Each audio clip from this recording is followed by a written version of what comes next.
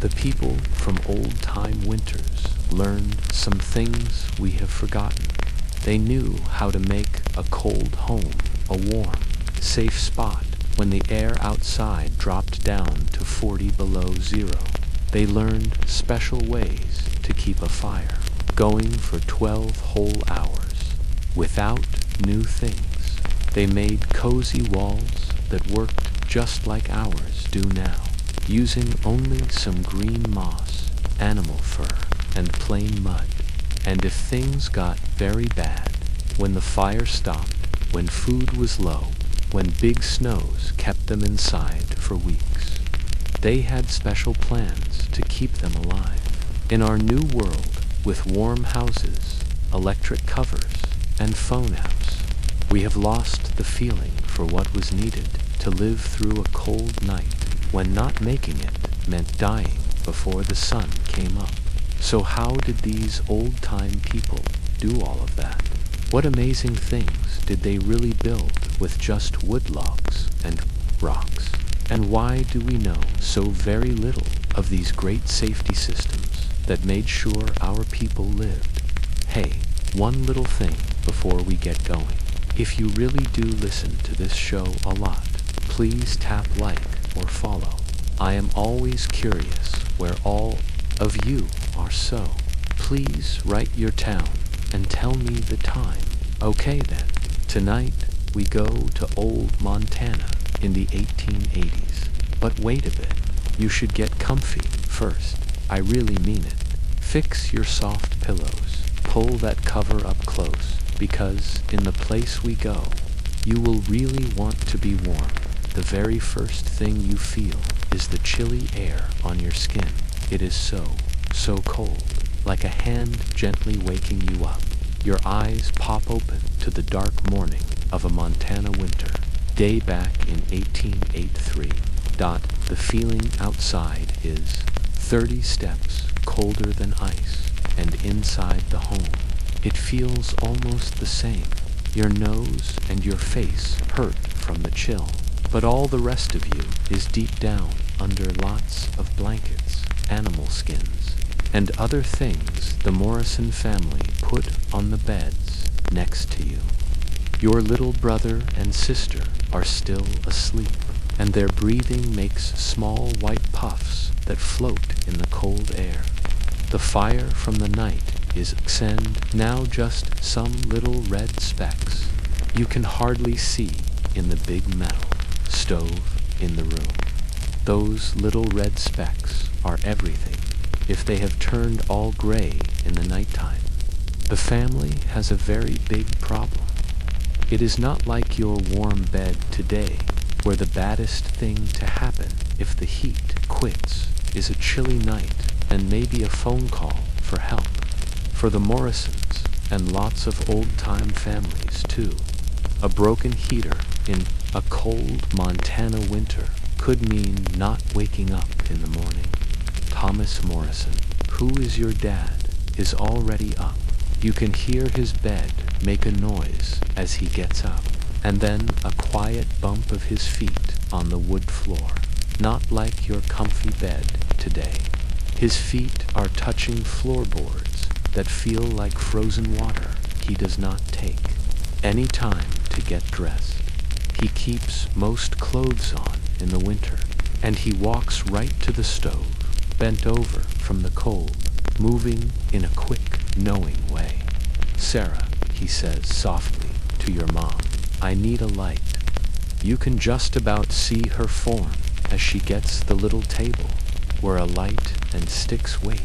The scrape of the fire stick sounds very, very loud in the quiet little house. And for a little second, the small light shines on her face, which is sleepy but strong, with ice stuck on her lashes.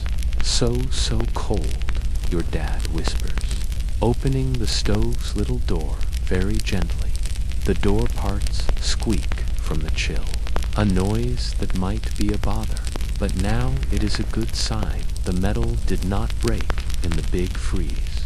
A stove that is broken would be a true disaster. With his eyes just barely open, he He looks at the red specks. You stop your own breathing. The whole family is going to begin its morning all because of what he finds in that hot box. There is still some life, he says. You can. Here, he feels better. Give me the box of little sticks. This is not just a regular morning time fire. What you are seeing is the careful use of a smart warming plan that old-time people learned from many hard, tough tries. Every single move your dad makes is part of a special order learned from people long, long ago. First, he puts in little, very dry bits of pine wood that were made ready long before and were saved by the stove, just for right now. He does not just throw them in there any old way. He makes a neat little tower on top of the specks, leaving room for air to move and making sure the tiny parts touch the hot spot. This is the very last bit of the small wood, he says. John, we have to go get some more of it today. That is your name.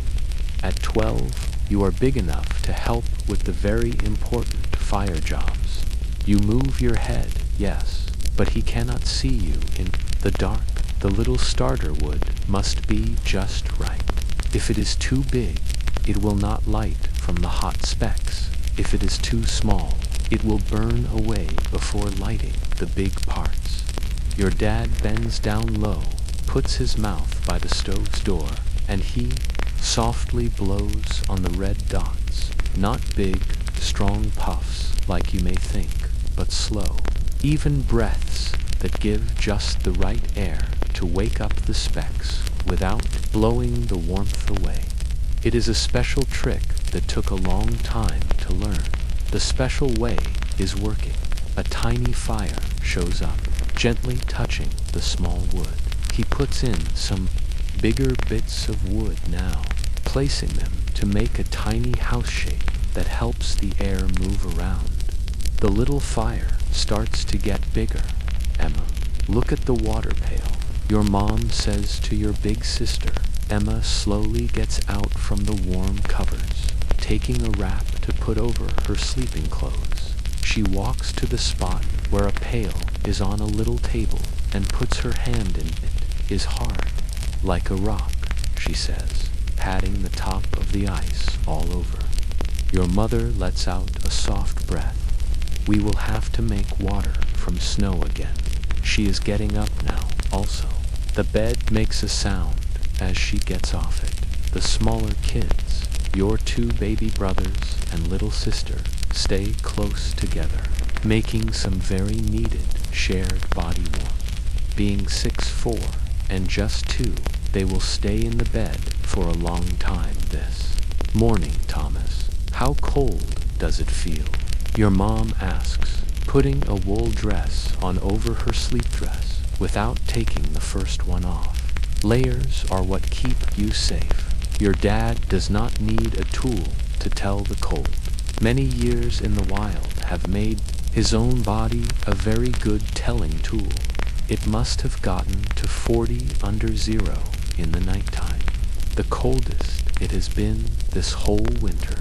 Colder than the last February, she asks, thinking of a very, very mean cold time that froze their water tub in the home and made the next door cow die in its house.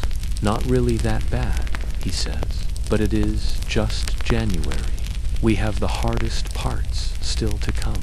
He is now making the fire bigger, adding sticks that are a bit larger, waiting for a little bit between each one.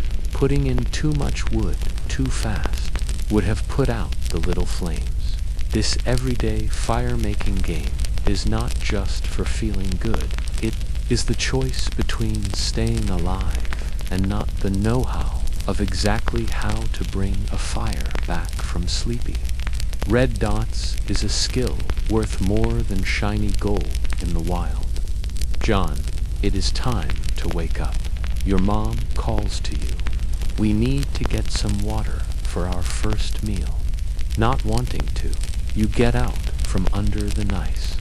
Warm covers that the chilly air feels like something real that has hit you. Your hands feel stiff and can barely hold on to the clothes you are trying to get. You get dressed very fast, adding another pair of fuzzy wool socks that your mom made last fall from the wool of sheep that your own family cared for. Outside, the early morning world is strangely pretty and very, very unsafe. The little stars are so shiny in the dark sky, and the white snow glows with enough light that you can see how to get to the shed with no lamp. Your breathing turns to ice right away, making cold bits in your scarf. You make it tighter all around your face, leaving just a tiny bit of room for your eyes. The door of the shed is frozen and will not open from the night.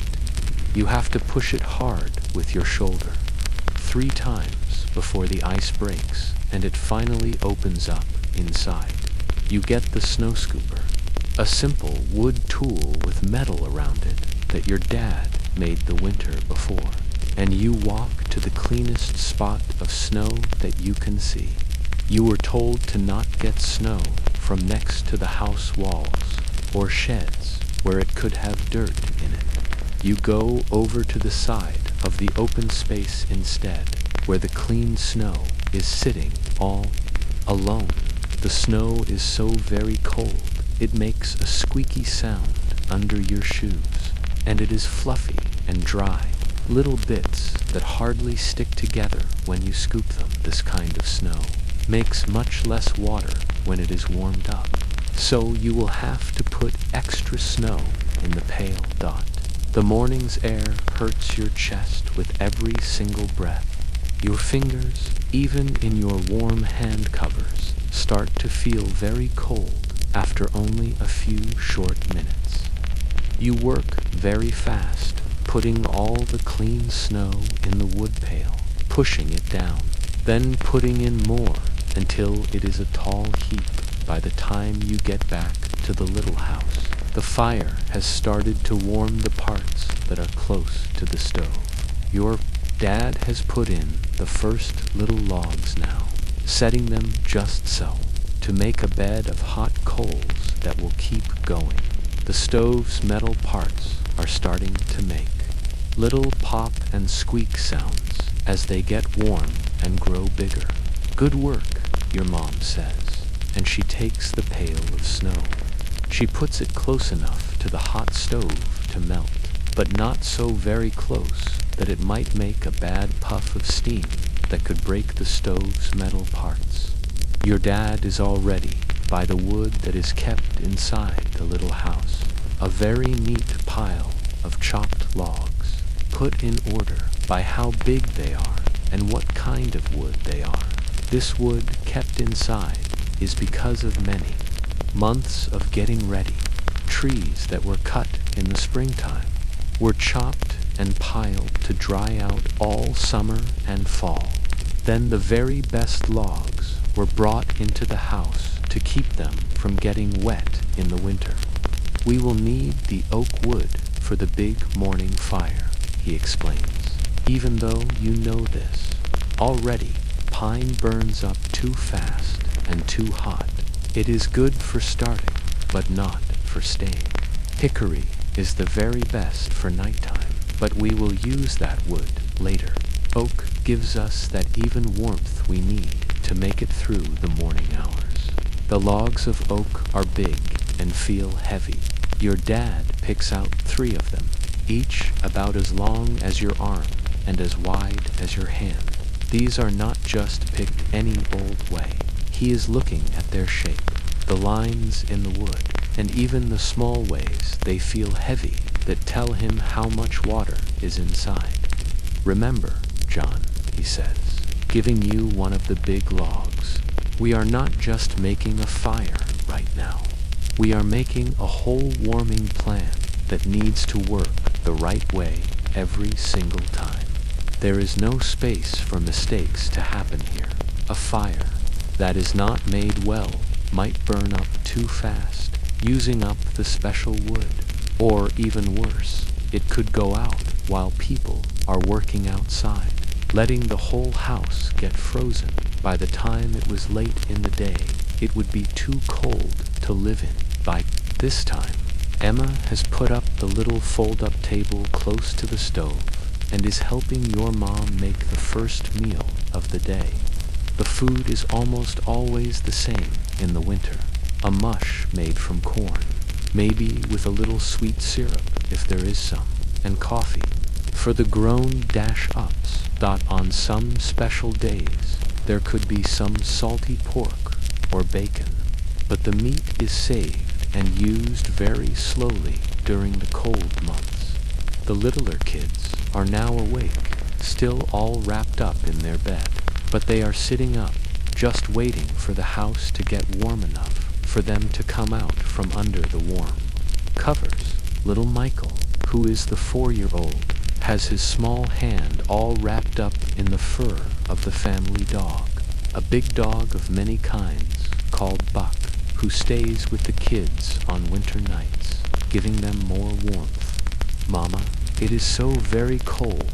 My teeth are hurting," said 6-year-old William, who was complaining. "Just stay under the covers a little while more," your mom says back to him. "It will be warm here soon enough for you." The baby, Catherine, does not make a sound at just 2. She is already used to the way that the frontier winters work.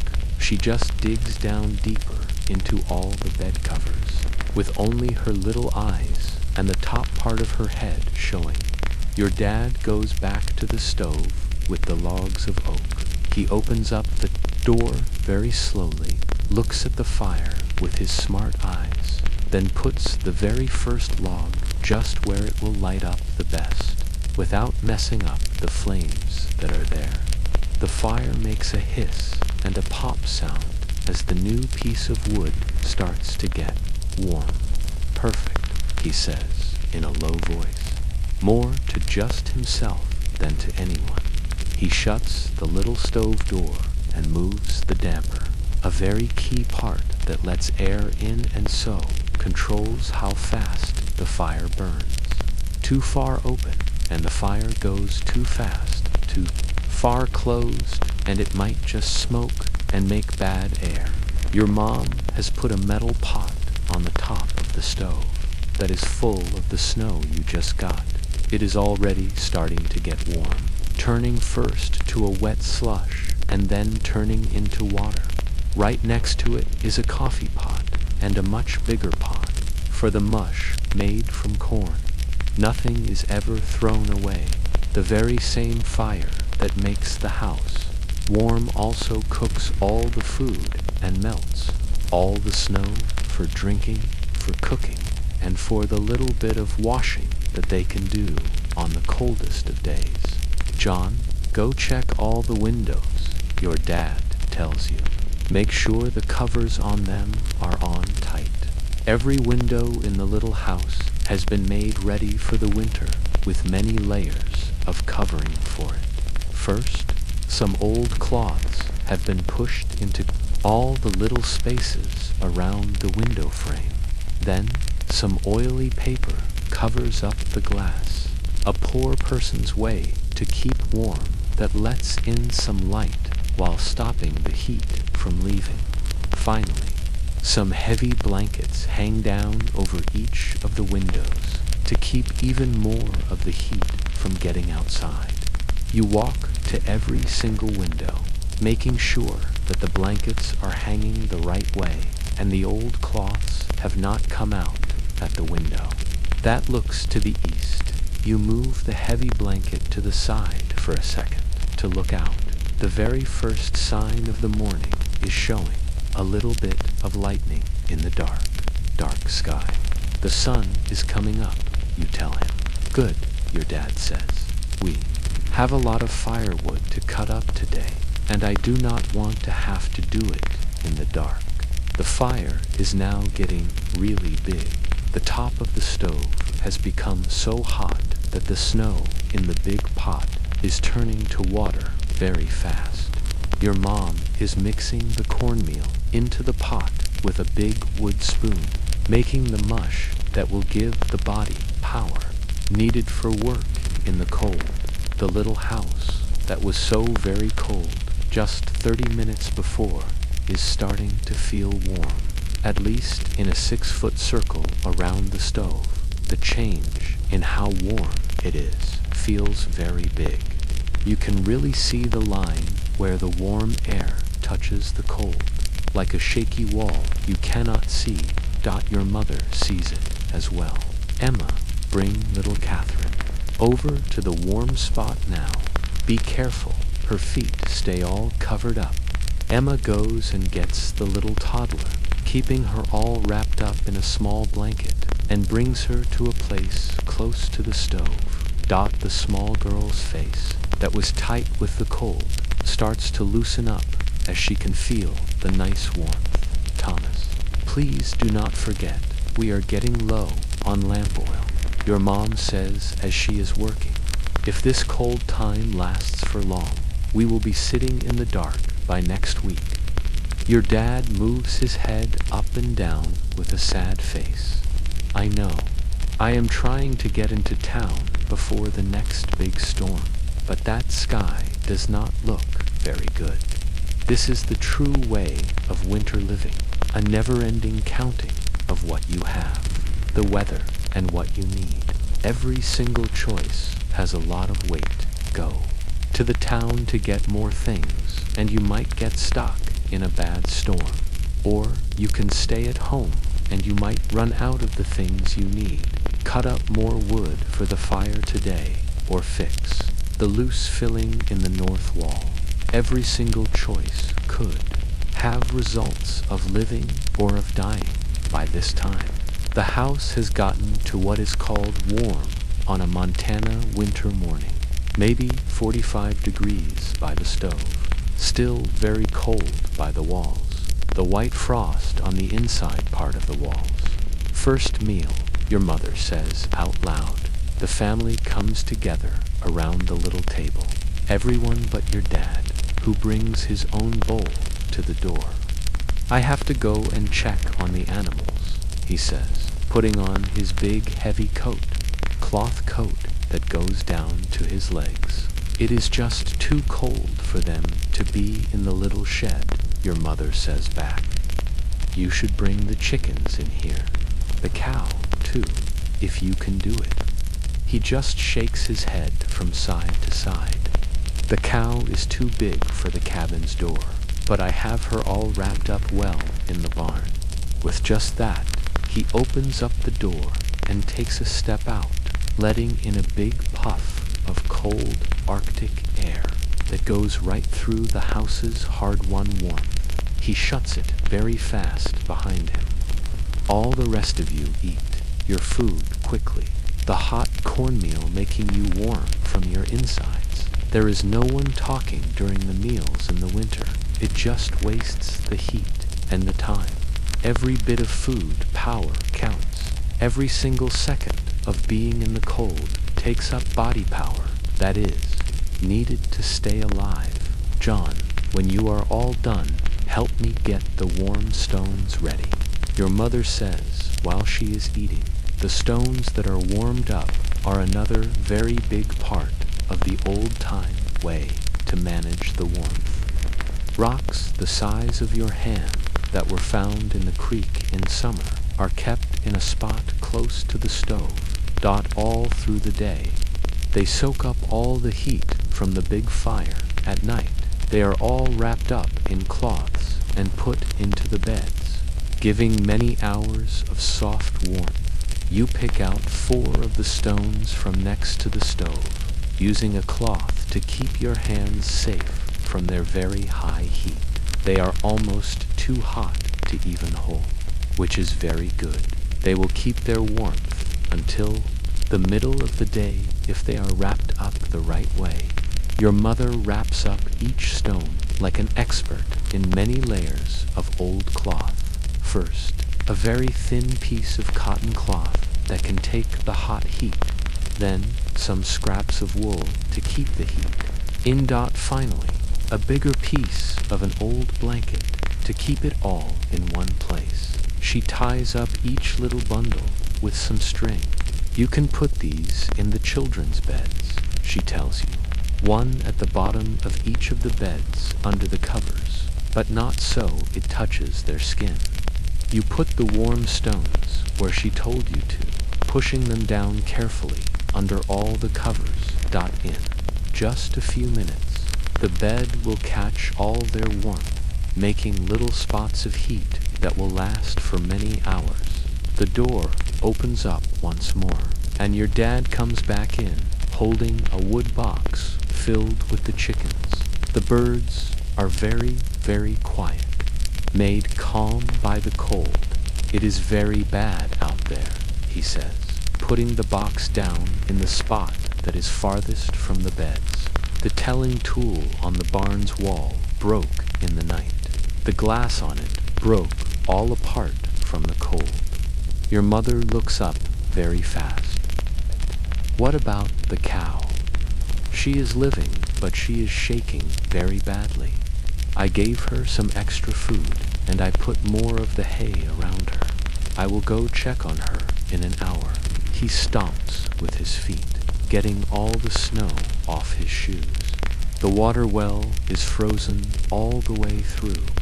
We will be making water from snow for a week at least, I think. This news feels very heavy in the room. Making water from snow for all of the water you need, for drinking, for cooking, for the little bit of washing, uses up a lot of firewood. It is an extra hard job on the things that are already carefully watched. How does our wood supply seem to be? Your mother asks, even though she can already guess the answer. We have about 8 more days of it inside. Maybe 1 more week of it in the covered pile close to the barn. He takes his coat off, putting it on a hook where the frost that is on it will melt from the stove's heat. We will have to go cut some more of it today, no matter what happens.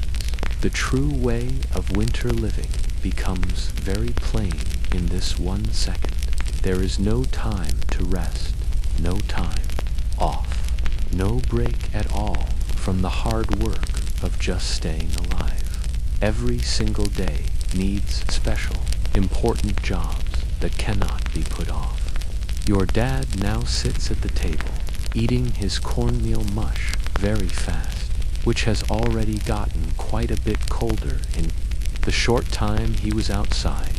He does not make a sound of complaint.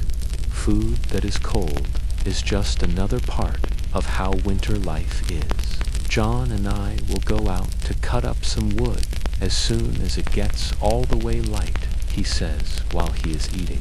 Emma can help out with the jobs in the barn today since it is just too cold for the little kids to go out. At 15, Emma is thought to be old enough to do most of the grown-up jobs. She moves her head yes, though it is plain she is not happy about going out into the killing cold. I will have to put back the snow that is piled on the north wall. Your dad keeps on saying it has moved away, and I can feel the cold air coming right through. The pile of snow is another smart part of the old-time ways to keep warm. Putting snow up high on the house walls makes another wall against the wind and helps to keep the house warm. But it needs to be fixed all the time, mostly after nights. With wind, what about all the ice on the roof? Your mother asks, is it getting big again by the chimney? Your dad moves his head up and down with a sad face. I will have to take it off before we can go for the wood. I cannot let it melt and make a big puddle if it gets warm. Dams of ice are a very big danger to keeping a house safe. If the snow on the roof warms up from the chimney's heat, then turns back to ice at the sides, it can make a dam that holds more melting snow and then makes water go under the roof and into the house. A roof that leaks in the winter could be a total disaster. The sky on the outside is now getting lighter. The dark is going away to a gray morning. The cold will get a little bit better with the sun, maybe to -20 if you are very lucky, making the work outside a little less unsafe. Your dad eats all his breakfast and gets up, already making plans for the day's big jobs in his head. John, you should get your very warmest clothes on. We will begin with the ice on the roof. Then we will check on the animals again. Then we will go to the woodlot. You move your head yes, knowing what is coming next. Hours of very hard, freezing work that has to be done just right, even with cold hands and the never-ending danger of frostbite. There is no space for complaining, no room at all for being weak. Winter. Living needs all of you. As you put on your second pair of the wool socks, you look over at the window. The oily paper is glowing with the very first real light of the morning, shining on the frost shapes that have made themselves on it in the night. Pretty little ice shapes. So nice. At least it is not snowing right now, you think, trying to find any good part of the day that is coming. Your father can read your mind. A storm is on its way, though, he says, looking at that very same window, I can just feel it deep in my bones. We have about 6 hours before it gets here. 6 hours to cut up enough of the wood to live through what might be many days of blizzard weather. 6 hours to make the animals safe. Check the house's warm walls. Get ready for the very worst. Just one more winter day on the Montana frontier, where every time the sun comes up is a win, and every fire that is kept going is the choice between living and dying.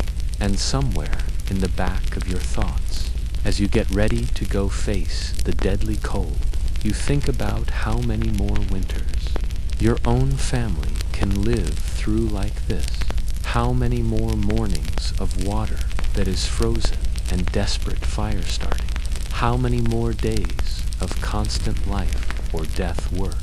But there is no extra time for those kinds of thoughts right now. The fire is now burning. The house is getting warm. And there is more work to be done. Work to stay alive. The kind our own.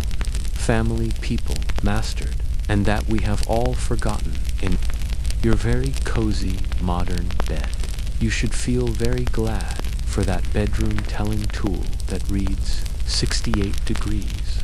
The old-time people would have thought that was a magic trick beyond what they could dream of. You take a step outside, right behind your father, and the cold just takes all your breath away. It is the sort of cold that does not just make you start to shake. It makes you think about how anything can live out here. The kind that makes your nose, hairs feel hard and freezes your eyelashes so they stick. If you close your eyes for too long, just keep on moving, your father says, his words all muffled from his big scarf. Standing around still is how you will die out here. The sun is just now coming up over the hills to the east, making long blue shadows go across all the snow. Even with the bright sunlight, the feeling stays way down below zero. You can know this by the way the snow makes a squeak under your boots. That one special high-pitched noise only comes in the very deepest kind of cold. Your father gives you a wood snow rake, a tool he made himself with a very long handle and a flat wood part. You can start on the south corner while I go check on the chimney. He tells you. You start to scrape at the edge of the roof where some bad ice dams have now formed. It is very hard work, reaching way up with the heavy rake to get down the pile. Up snow and the ice. Dot your fingers. Even with 2 pairs of mittens, start to feel very bad in just a few short minutes. On the other side of the little house, your father has gotten up on a piled-up stack of firewood to get to the roof that is close to the chimney. He is breaking off the ice with a metal tool, making pieces fall and hit the ground. It was almost all blocked, he calls from over there. One more day and we would have had some smoke coming back down inside. This is not a big story. A chimney that is all blocked is not just a bother. It is something that could kill you. Smoke that fills up the house could make the family stop breathing in their sleep, or make them go outside into the killing cold.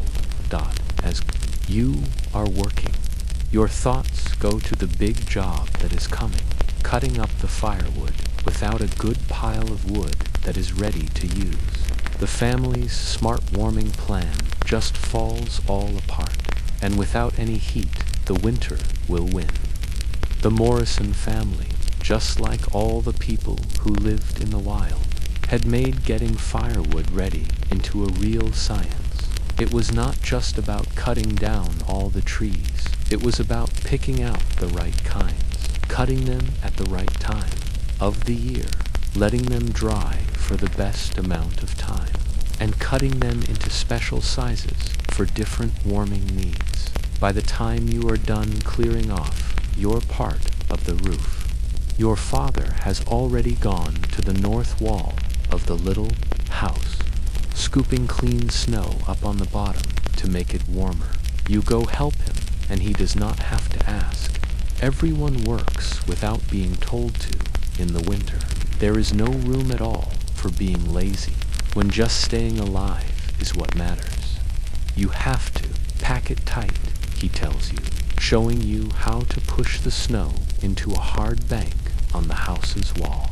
We want it to be thick enough to stop the wind, not just sitting there all loose.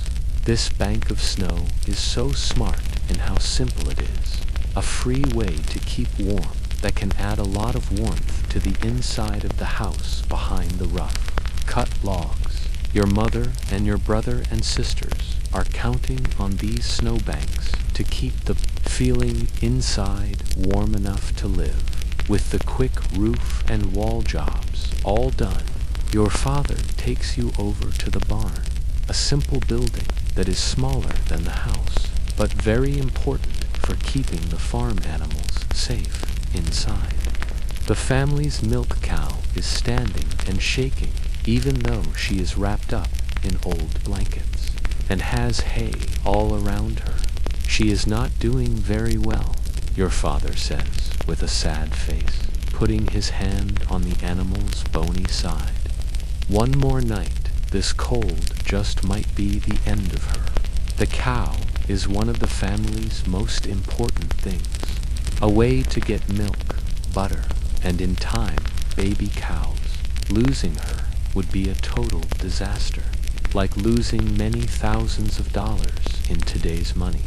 We will have to bring her inside tonight. He decides we will just put her in the corner that is by the woodpile. This is a very big step, bringing a farm animal into the family's living area.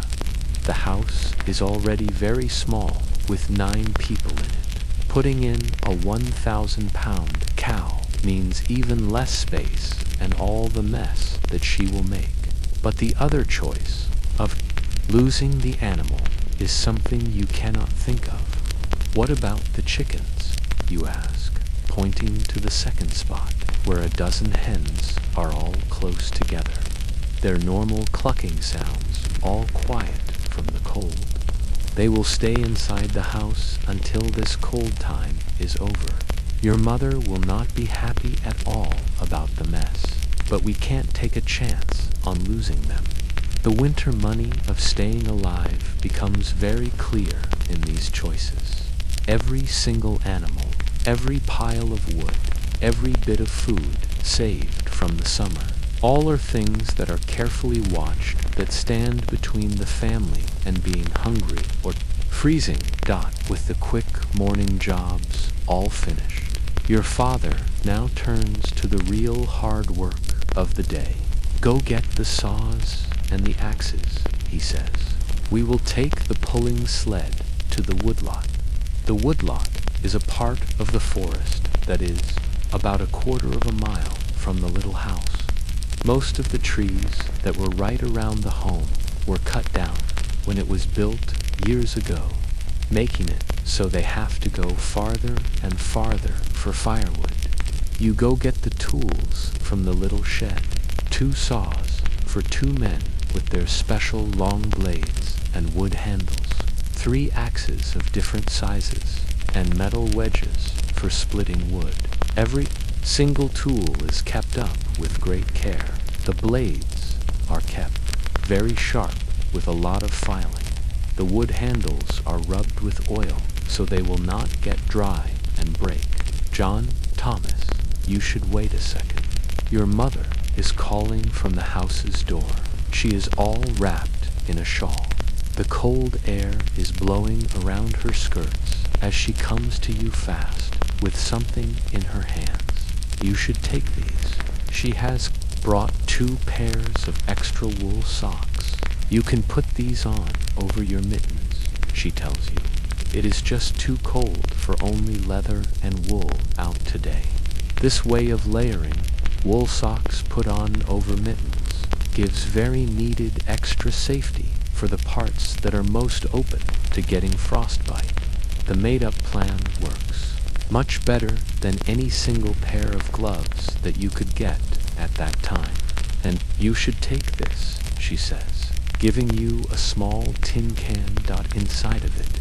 You don't want your skin to break all open.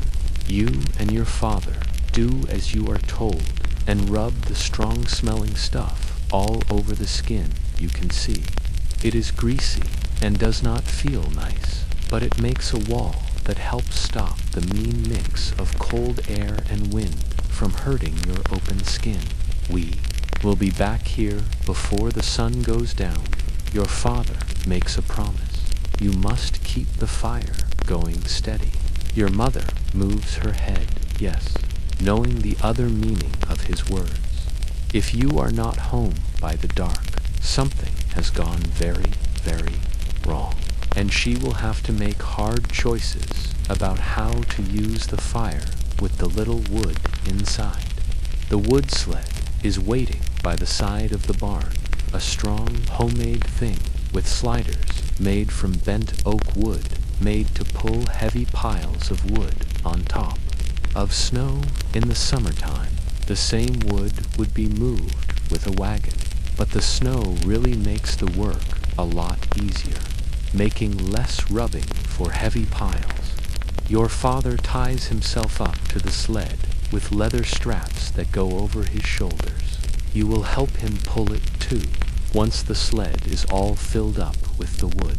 For right now, you walk next to him, holding the smaller tools, while your dad pulls the heavier saws on the sled that is empty. The walk to the woodlot is very quiet, with both of you saving your power and showing your faces to the cold air as little as you can. Your breathing turns to ice right away, making ice in your scarf and all around the sides of your hat where it is touching your forehead. The forest, when you get to it, feels almost a bit warm when you compare it to the open spots. The trees are stopping the wind, making a quiet that gives you a little bit of help. Your father stops there, looking at the trees he can use with his expert eye. We will need a mix of them today, he says, his words making thick white clouds in the air. Oak for a good, even heat, hickory for the nighttime, and some of the pine for fast fires in the morning. He is not just picking out trees any old way. He walks from one tree to the next one, looking at them, sometimes hitting the trunks with the back part of his axe. This oak here has been dead for about 2 years, he says, pointing to a tree of medium size with no bark on its bottom part. That one is just perfect for us. It is already a little bit dry, but it is still good and strong. This is old-time forest know-how that was taught through many, many years. A tree that is alive has too much water in it to burn very well. A tree that has been dead too long gets all soft and rotten. It burns up too fast with very little heat. But a tree that has been dead for 1, 2, 3 years gives you the best kind of firewood. It is dried by nature, but it is still thick with lots of stored up power. We will cut this one down first, he decides, standing on one side of the big tree. You get on the other side of the saw. The crosscut saw for 2 men is a great piece of making. A bendy steel blade with special teeth that are made to cut in. Both ways, you take your spot on the other side from your father, holding the wood handle. Remember, he says, you have to let the saw do all the work. Do not push on it, or you will get the blade stuck. Just long, even pulls. This is another skill where being careful matters more than being strong.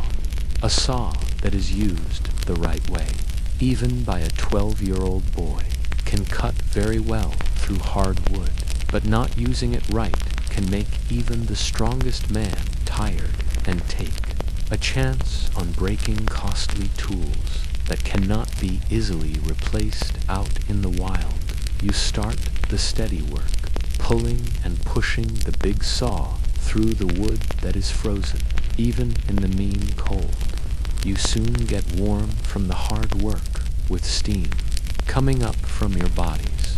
Your own grandpa could cut a whole cord a day by himself, your father says, when you take a short break to get your breath. Even when he was in his 60s, he worked harder than men who were half as old as him. How did he do that, you ask, really wanting to know about this great woodcutter? He just understood all about wood, is the simple answer that he gives. He knew which of the trees to take, how to cut them to make less work, how to split them on the lines instead of fighting them, he said. A smart man will do half of the work of a strong, silly one. This is more than just a little story about your own grandpa.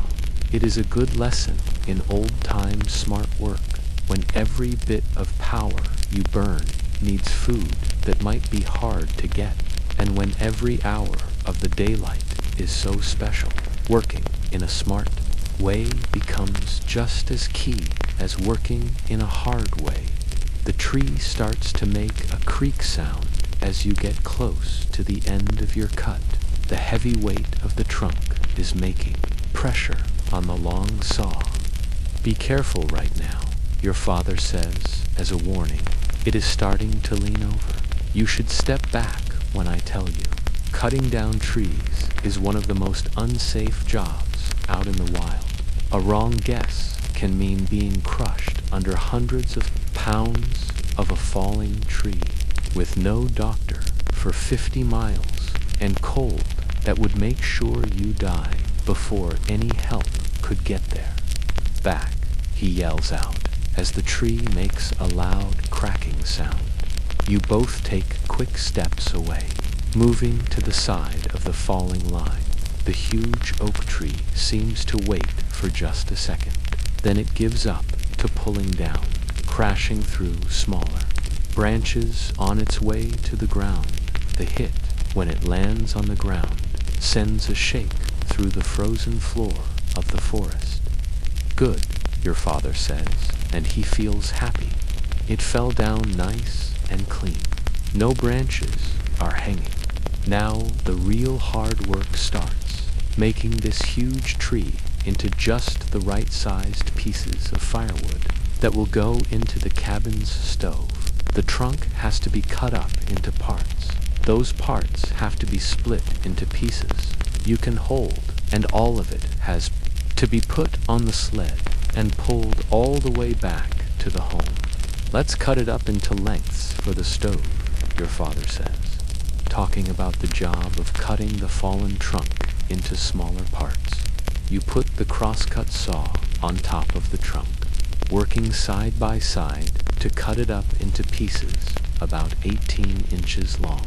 the best size for your own cabin's stove. This is one more case of the careful way needed for old-time living. Wood that is too long will not go into the stove, too short, and it just burns up too fast as you are working. Your father tells you why. Different kinds of wood do different jobs in the warming plan. Pine burns very hot and very fast. It is good for starting up fires or for quick heat when you first get up, he says, between the pulls of the saw. But it burns up too fast for the nighttime, and it makes creosote in the chimney. What is creosote, you ask, even though you have heard this talk before? It is that black, sticky stuff that gets all built up on the inside of the chimney. If we only burned up the pine, we would have to clean the chimney every 2 weeks, or take a chance on a fire that could burn down the whole house. This know-how, knowing the burning ways of different woods and what else they do, is life or death news out in the wild. Oak, he keeps on saying, burns much slower. It makes good coals that will last, and the hickory is the very best for the nighttime. It is thick and burns slow and hot. A good log of hickory can keep coals warm until morning if you bank it the right way. By banking, he means the way of setting up logs and letting air in to keep a slow, even burn all through the night. It is another key skill that old-time families learned because they had to. The talk stops as you finish cutting up a part. Your father puts the saw to the side and he picks up an axe. Now it is time for splitting, he says. You should watch how I put in the wedge. Wood that is split burns much better than logs that are round, giving more open space for the fire to eat up. But splitting needs to know how the wood lines work and where to put the tools for the best result with the least amount of work. Your father looks at the round oak, finding the natural lines in the wood that show where the grain is going. He puts a metal wedge right on one of these lines. Then he hits it hard with the back part of his axe. The frozen wood does not want to move at first, but after 3 hard hits, a good crack shows up, and the round piece splits a little bit open. Oh, do you see that? He says, pointing to where it's split. You should always work with the grain and not against it. Wood wants to split in a certain way. If you fight it, you will work 2 times as hard. He puts a second wedge into the crack. That is getting bigger. He pounds it down deeper, and the round piece comes apart into 2 halves. Those 2 halves will be split up again and again until they are the right size for the stove. You join in the work of splitting, learning by doing where to put in the wedges, how hard you should hit, how to see the wood's own ways. It is very hard work that is made even harder by the cold that makes your muscles stiff and takes your body's heat. After 2 whole hours, you have made about a quarter of the fallen oak ready. Your father stands up straight, rubbing the low part of his back. We have to go at a good pace, he says. We still have at least 4 more hours of work, and we have to get all the way back before the storm comes. He reaches into his coat and he pulls out a little cloth bundle that your mother had made ready. A few small pieces of cold cornbread and some strips of dried deer meat. It is not a real meal by any means, but it is key fuel for bodies that are working in the very cold weather. You eat very quickly, sitting down on the fallen tree trunk, even with the mean cold. You have worked up enough of a heat to feel almost okay as long as you keep on moving. The danger your father has warned you of many times comes when you stop your moving and the sweat gets frozen right on your skin. Should we go and get some pine, too? You ask in between bites of the tough deer meat. Your father moves his head, yes. After we are all done with making this oak ready, we will cut down one good pine tree. Then we will see about a hickory if we have the time. As you start to work again, your father goes into a teaching way, not with real lessons, but with the hands-on know-how that keeps old-time families living. The fire is like a thing that is alive, he tells you as you split up another round piece. It needs to have the right food at the right time. It needs to breathe the right way. It needs to be watched and cared for. He tells you how the house's warming plan works as one whole thing. The stove all by itself with its carefully moved dampers, the chimney pulling away the smoke while keeping in the heat, the smart placing of water buckets to make the air wet, the way the furniture is set up to make the best warm spots. Your own mother knows just where to put the baby's little bed, he says. Not too close to the hot stove where it is way too warm. Not too close to the cold walls where it is way too cold. There is a little spot where the feeling stays just right and she can find it without even thinking. This is the old-time way of today's climate control. A smart knowing of how heat moves that was found with no new tools, all based on looking and on old know-how. By the middle of the morning, you have made the whole oak tree into firewood of the perfect size that is piled neatly on top of the sled. Your father picks out a dead pine tree next, and side by side you cut it down and cut it into smaller parts. Pine is a lot easier to split up than the oak, and the work goes by very fast. Oh, the storm is coming in faster than I had thought, your father says all of a sudden, looking up high at the sky that you can see through the tree branches. The clear blue of the early morning has now turned into a flat gray, and the wind is getting stronger, making a scary whistling sound through the top of the forest. We will just have to skip the hickory, he decides. What we have now, we will have to make do with. Let's get this all loaded up and go back. You help put the split wood on the sled, piling it up carefully to get the most on while keeping it. Even when you are done, the pile is 4 feet high, tied with rope so the logs do not fall off on the way. That is about half of a cord, your father guesses. It should last for about 4 days if we are very careful. Both of you tie yourselves to the sled that is full with the leather shoulder straps. The weight is very, very heavy, many hundreds of pounds of thick, hard wood. But the well-made sliders move pretty easily on top of the packed snow. The trip back is much, much slower than the trip out. The sled that is full needs to be watched all the time to stop it from going sideways on hills or getting stuck in softer spots of snow. By the time the house can be seen, the wind has gotten much stronger, pushing little bits of snow that sting any open skin. Just in the nick of time, your father says, pointing to the sky in the west that has gotten dark to a scary purple-gray. A blizzard in an hour, I would bet.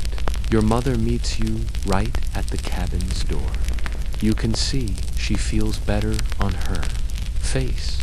I was getting a little worried, she says simply, helping to undo the harness straps from off of your shoulders. The storm is coming in very fast. How is the fire doing? Your father asks right away. It is always the very first worry. It is burning nice and steady. Emma has been taking care of it, just like you showed her how to do. Inside, the house has gotten to what is called a cozy warmth, maybe 50 degrees, close to the stove. It is still cold enough to see your breath by the walls. Emma is standing by the stove, carefully moving a log with the metal poker. At 15, she is already able to take care of the very key fire. Good work, your father tells her, looking in the firebox. The coal bed is just perfect. This is very high praise in a world where taking care of the fire means staying alive. Emma smiles with pride, even though she is tired from caring for the fire and her younger brother and sisters all morning. We have to get this wood all piled up before the storm gets here, your father says, already going back to the door. John, you can pile it up inside. I will pass it to you. The next half an hour is a big rush of work as the special firewood is moved from the sled to the pile inside. Each piece is looked at for a second for snow or ice and is brushed off clean, as bringing wetness to the wood inside could make it not burn as well. The wood pile inside grows up steady on the wall that is farthest from the stove, but it is still well inside the warm area where the wood can keep on drying out. The pile is not messy. The pieces are put in order by what kind and how big they are, with the pine kept away from the oak and the driest parts put where they are, easy to get. That is the very last of it, your father says out loud, passing in the last armful as the wind outside gets to a loud howling sound. He steps into the house quickly, shutting the door on the blowing snow. The storm is now here. The family has done the key job just in time, getting enough of the firewood to live through what might be many days of blizzard weather.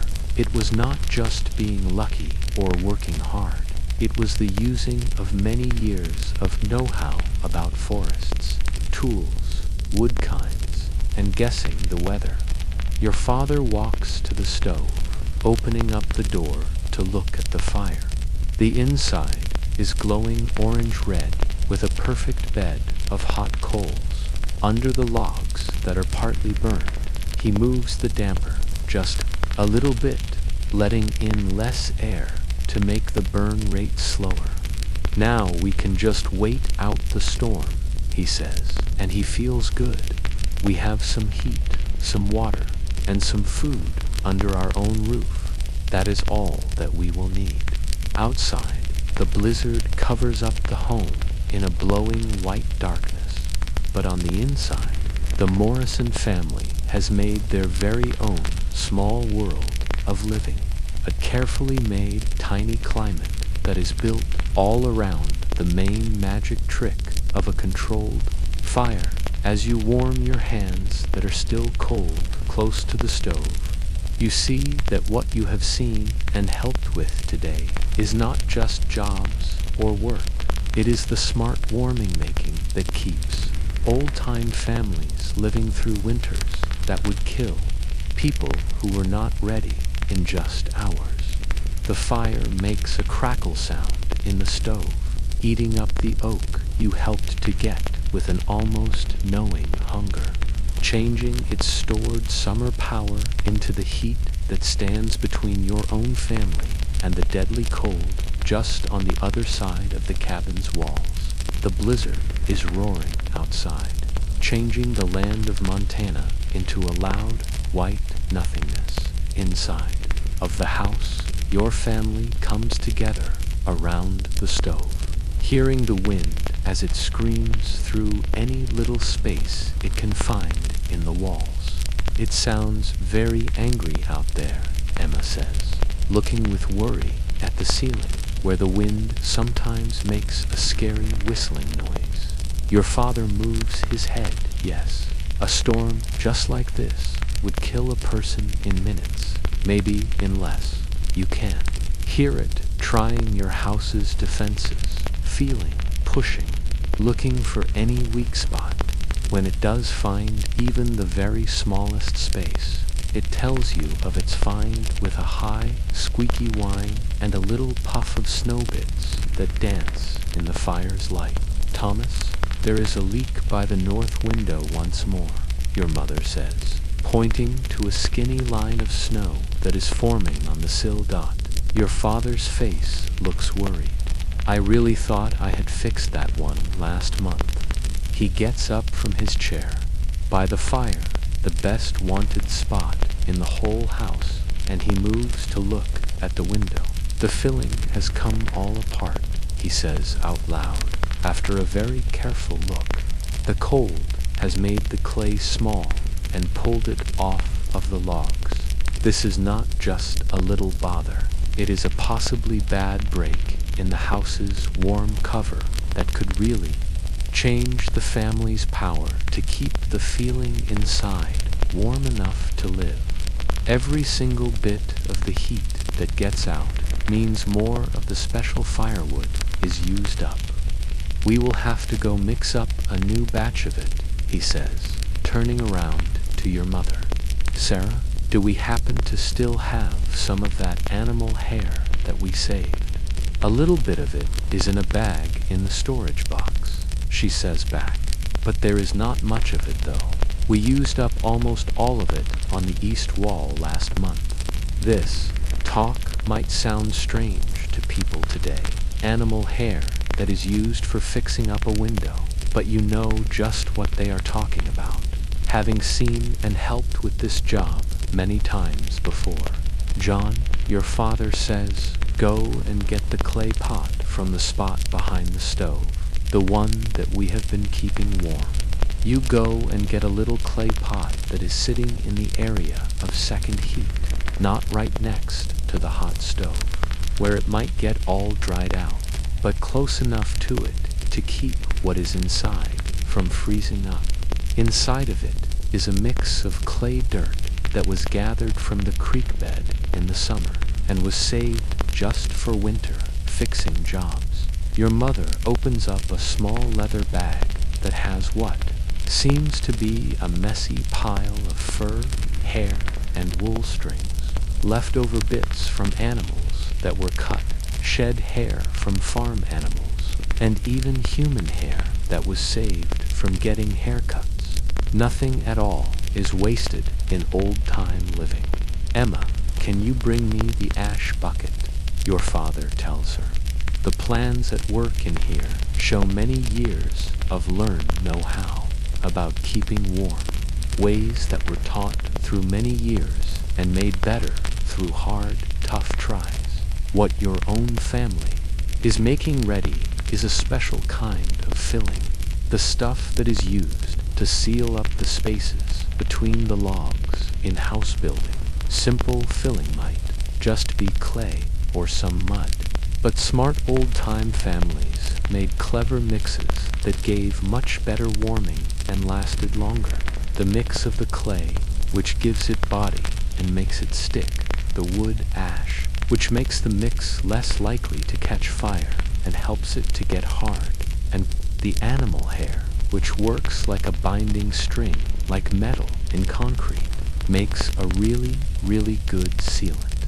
I need to get the feel of it just right, your father says in a low voice, mixing all the parts in a little wood bowl. Too wet and it will just freeze up before it can get hard. Too dry and it will not be able to stick. This know-how of just how to make ready fixing stuff that will work in below zero feelings is one more case of the smart making that old-time living needed. It is not something that is written in books. It is taught through hands, on showing and doing. I will go and hold the lantern, your mother says, lifting the lamp that uses coal oil from the table. More light is needed for work that is careful, especially in the darker parts of the house. Your father puts on the filling mix with his expert hands, pushing it hard into the space where the first stuff has come apart. His fingers, that are rough and have cracks from years of work like this, make the top smooth with a knowing, quick way. This should be able to hold, he says, taking a step back to look at his work, at least until it gets warm enough to do a real fix. The whole job took less than 15 minutes, but it is a key keeping up job that stops heat from getting out. In a new home, a little bit of cold air might not be seen or be thought of as a small bother in an old-time house in a Montana winter. It could be the choice between living and dying. Your father goes back to his chair by the stove, warming up his hands that have gotten cold during the fixing work. The loud howling of the wind seems to get stronger, as if the storm is mad at the family's defenses. Do you remember the Andersons' own place? He asks, asking the question to your mother. The winter of the year 78. She moves her head yes, with a sad face. It was poorly built. The walls might as well have been made of cheesecloth. What did happen to them? Emma asks, leaning in and wanting to know. Your parents look at each other, quietly thinking about how much they should tell the children. Finally, your father starts to speak. They did not make it all the way through February. He says in a simple way, we found them all close together in the one corner. The fire had been out for days, from what we could see. The house gets all quiet, except for the crackling sound of the fire and the storm's loud howling that does not stop. The end. Sad story. A whole family that froze to death in their house that was not warm enough is a strong memory of what is at stake. That is the reason why I am always worrying about good filling and keeping warm. Your father keeps on saying after a little bit, it is not just about feeling good. It is life and death out in this place. Little Michael, who has been quietly playing with some wood blocks close to the stove, looks up with his big eyes. Are we going to freeze up too, Papa? No, my son. Your father tells him in a strong way. Our own house is very strong and tight. Your mama and I made very sure of that when we first built it. This is not just an empty brag. Can you tell us about building the house again? William asks, who is always wanting to hear stories. Your father sits back down, warming up his hands on top of the stove. Well, we did not just put some logs on top of each other and say it was done. That is for very certain. What comes next is not just a little story, but a good lesson in old-time building ways that have kept your own family living for 6 Montana winters. The very first thing that we did, your father starts, was to pick out the very right trees. Straight pines that were 16 to 18 inches thick with not much of a taper. We cut them in the early springtime when the sap was just starting to move. But before it was flowing fully, even when they got the logs for building was carefully planned out. Trees that were cut at the wrong time might have too much water in them, which would make them shrink too much as they got dry, or make them easier for bugs to get into. We took all the bark off right away, he keeps on saying. We left them to get all dry through the summer, turning them all the time so they would dry out evenly. Emma, who has heard this story many times, jumps in. And you cut notches in them with a special kind of cut so they would fit very tight. Your father moves his head, yes, and he feels good. That is very right. A saddle notch on the bottom part. A V notch on the top part makes a joint that drains itself, that lets water run off and does not get water that could freeze up and break the wood. This high level of making detail in what looks like simple log building shows the smarts that are hidden in old-time building ways. Every single part does many jobs at once, making it strong, keeping out the weather, and being good at keeping warm. But the real big secret, he keeps on saying, was the two-wall building on the north and the west sides. This is the new idea your father is the most proud of, a way that he learned from a very old trapper who had lived through 20 winters up in the mountains. Regular houses have just one wall.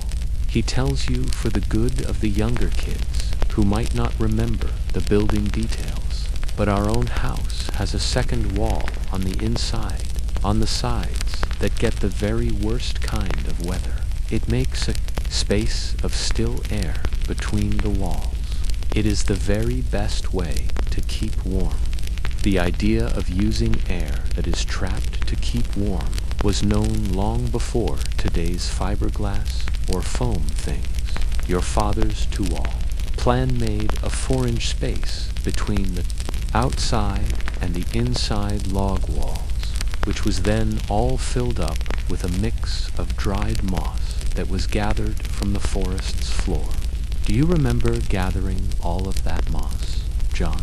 He asks, turning to you with a little smile. We must have gotten 100 bushels of it that one summer. You do remember many weeks spent carefully getting the thick, spongy moss that grows a lot in shady spots in the forest. At that time, it seemed like work that never ended and had no point for a boy of 12. Only much later did. You know how very key that moss warming would be for winter living, and all the filling your mother adds. That was the real work. Yes, the first filling of the house was maybe the one job that took the most work in building. Every single space between the logs, and there were hundreds of them, had to be filled up first with smaller stuff like moss or bits of cloth, then sealed up with the clay and hair mix your dad just used for the fix. It took us almost a whole month just to do all of the walls. Your father remembers, your mother's own fingers were all red from working with that clay mix. It was worth every single blister, she says back simply, looking at the strong walls that now keep her family safe from sure death outside. The talk now changes to other warming new ideas that make the Morrison house special among the old-time homes. Your father tells about the building of the roof, not just simple wood boards, but a layered plan of split logs, birch bark, more of the dried moss, and finally sod that was cut from the plains and carefully put in patterns that go over each other. The people from Norway up in the north taught me that special way, he tells you. A sod roof will keep the heat in during the winter and the cool in during the summer, and the heavy weight pushes everything down and makes it so less air can get in. 6-year-old William, who is always full of questions, speaks up. But why? Is the floor so very cold if the walls are all warm? Your father moves his head, yes, and feels good at the smart question. That is our one weak spot, he says. The cold comes right up from out of the ground. That is why we built the floor up, off of the dirt, and we filled the space under it with pine branches.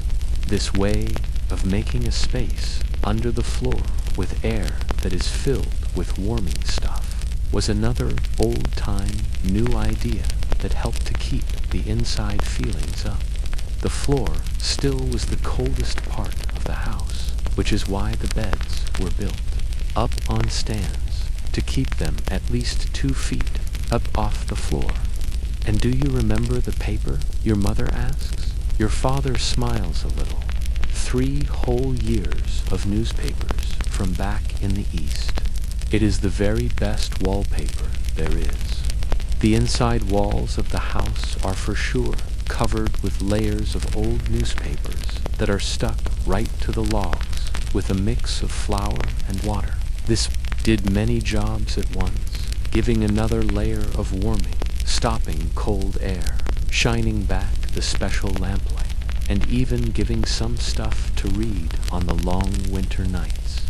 The Richardsons' whole place burned all down because they did not know to keep their newspapers far away from the stove's pipe, your father adds with a sad face. The risk of fire is what you get for better warming. This balance, finding the best spot between being warm and being safe, was a part of so many old-time living choices. Too little warming meant you would freeze. Too much stuff that could burn near. Hot spots meant a risk of fire. The know-how of just where that spot of balance was really life or death news. Baby Catherine, who has been sleeping in her mother's own arms, moves and starts to make noise. Your mother gets up, rocking her in a gentle way. She is now getting too warm, she says. The fix has worked. The north corner is warming up. This casual watching shows another part of old-time warmth managing. The close know-how of how the feeling changes in the house itself. Your mother can tell how good the window fixes just by how her baby feels in one corner of the room. No telling. Tools are needed. You should bank the fire for a bit, your father says. We do not want to get too warm and use up the wood. Emma walks to the stove, moving the damper to let in less air and to make the burn rate slower. This never-ending fine-tuning of the fire is another key skill. Keeping the best feeling with the least amount of fuel used up outside. The blizzard keeps on going, but its loud howling seems to be farther away now, not as scary. The family's warming plans have been tried and have been shown to work once again. You know, your father says, thinking. I sometimes think about those fancy houses back in the East with their metal radiators and their coal furnaces. I wonder if they can stay as warm as our own little house. Probably they do not, your mother says, back with a little bit of pride. Those people in the city do not know about real warming. They just put more of the coal on the fire when they get feeling cold. There is some truth in her words. The Morrison house, even with its simple look, is a very well-made warmth-managing plan that was made better through many years of real living pressure. Many a rich city home of the 1880s, with its high ceilings and pretty but drafty parts, would for sure be less well heated. The talk drifts over to the neighbors, other people with homes spread out all over the valley, each one with their very own way of winter living. Not all of them are doing as well. Micklin's own place is as drafty as a sieve, your father sees. Henry never did learn how to do good chinking. Martha said that they are using up 20 logs a day just to keep from freezing up, your mother adds. They will not make it all the way through February at that rate, is your father's own sad guess. This is not just loose talk, but a serious talk about the chances of living. The McGlintock family, who are new to life in the wild, have not yet learned the warming ways that the Morrisons have made perfect. Their using up of too much firewood, 20 logs to the Morrisons' 8 to 10 each day, shows big flaws in their house's warmth-keeping. Should we ask them to come here if there would all runs out? Emma asks, showing the old-time rule of helping each other, even with few things.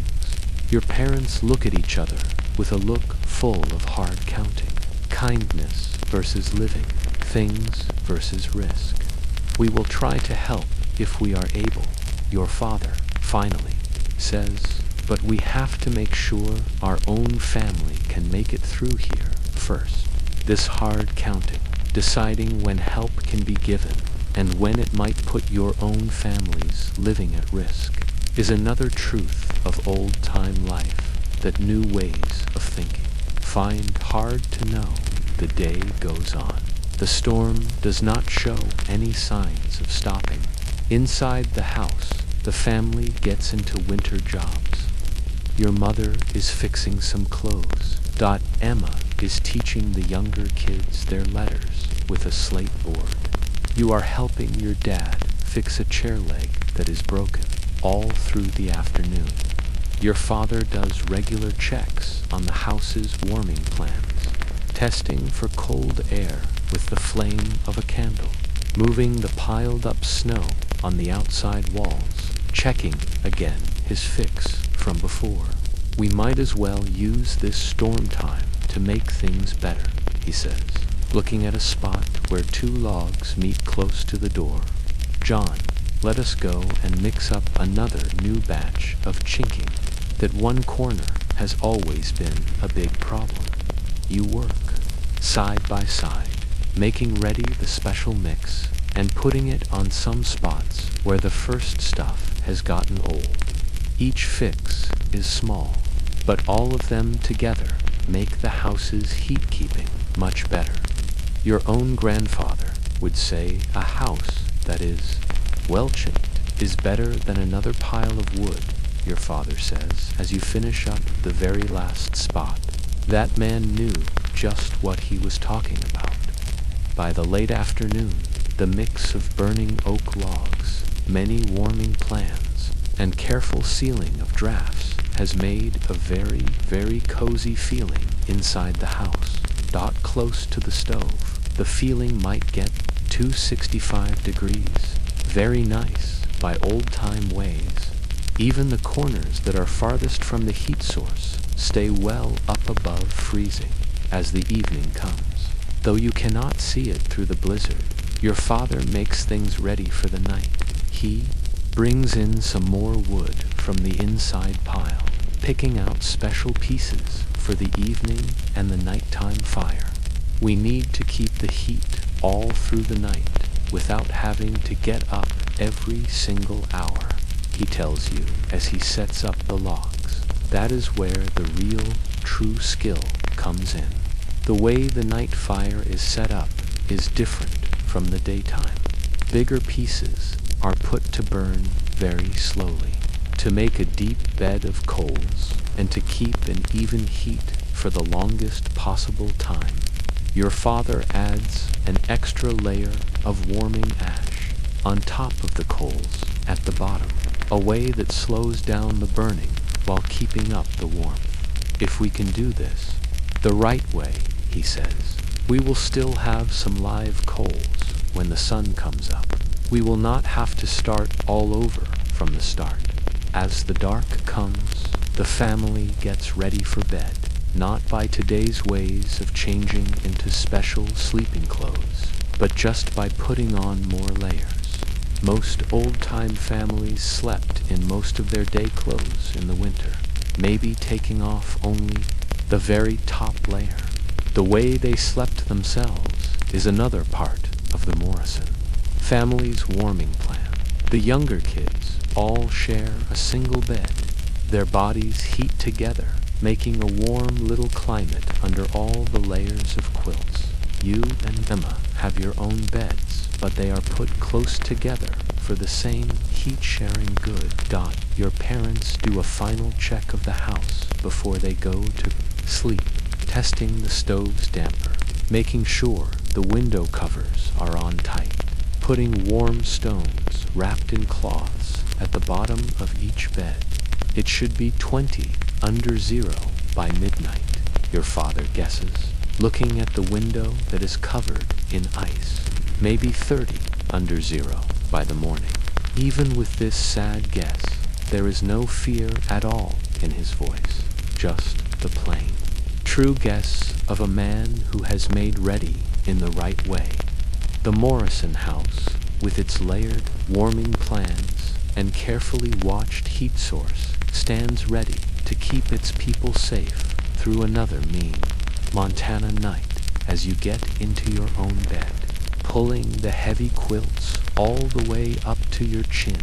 You can still hear the storm as it roars outside, a never-ending reminder of the deadly world just on the other side of the cabin's walls. But instead of being afraid, you feel a deep, good feeling for the unseen plans that keep you alive. The two walls, with their filling of moss, the carefully made filling, the layered roof, the floor that is raised up. These are not just building ways. They are the saved, living know-how of years passed on through hands-on, showing, and hard-won doing. The smart old-time warming plans that new ways have mostly forgotten, but which once meant the choice between living and dying on the long, cold nights of the American frontier. Sometime in the very deep night, you wake up to the noise of wood that is breaking. Your eyes pop open in the deep darkness. For just a second, all mixed up from your sleep, you think if a part of the house has fallen. Down under the storm's big push, Thomas. Your mother's quick voice cuts right through the darkness. The fire is almost all the way out. You can hear your father's fast moves as he gets out from under the quilts. The house has gotten very, very cool. You can feel it even under your many layers of bedding. You must watch out for nails, your father warns. His voice is calm, even with the problem that is growing.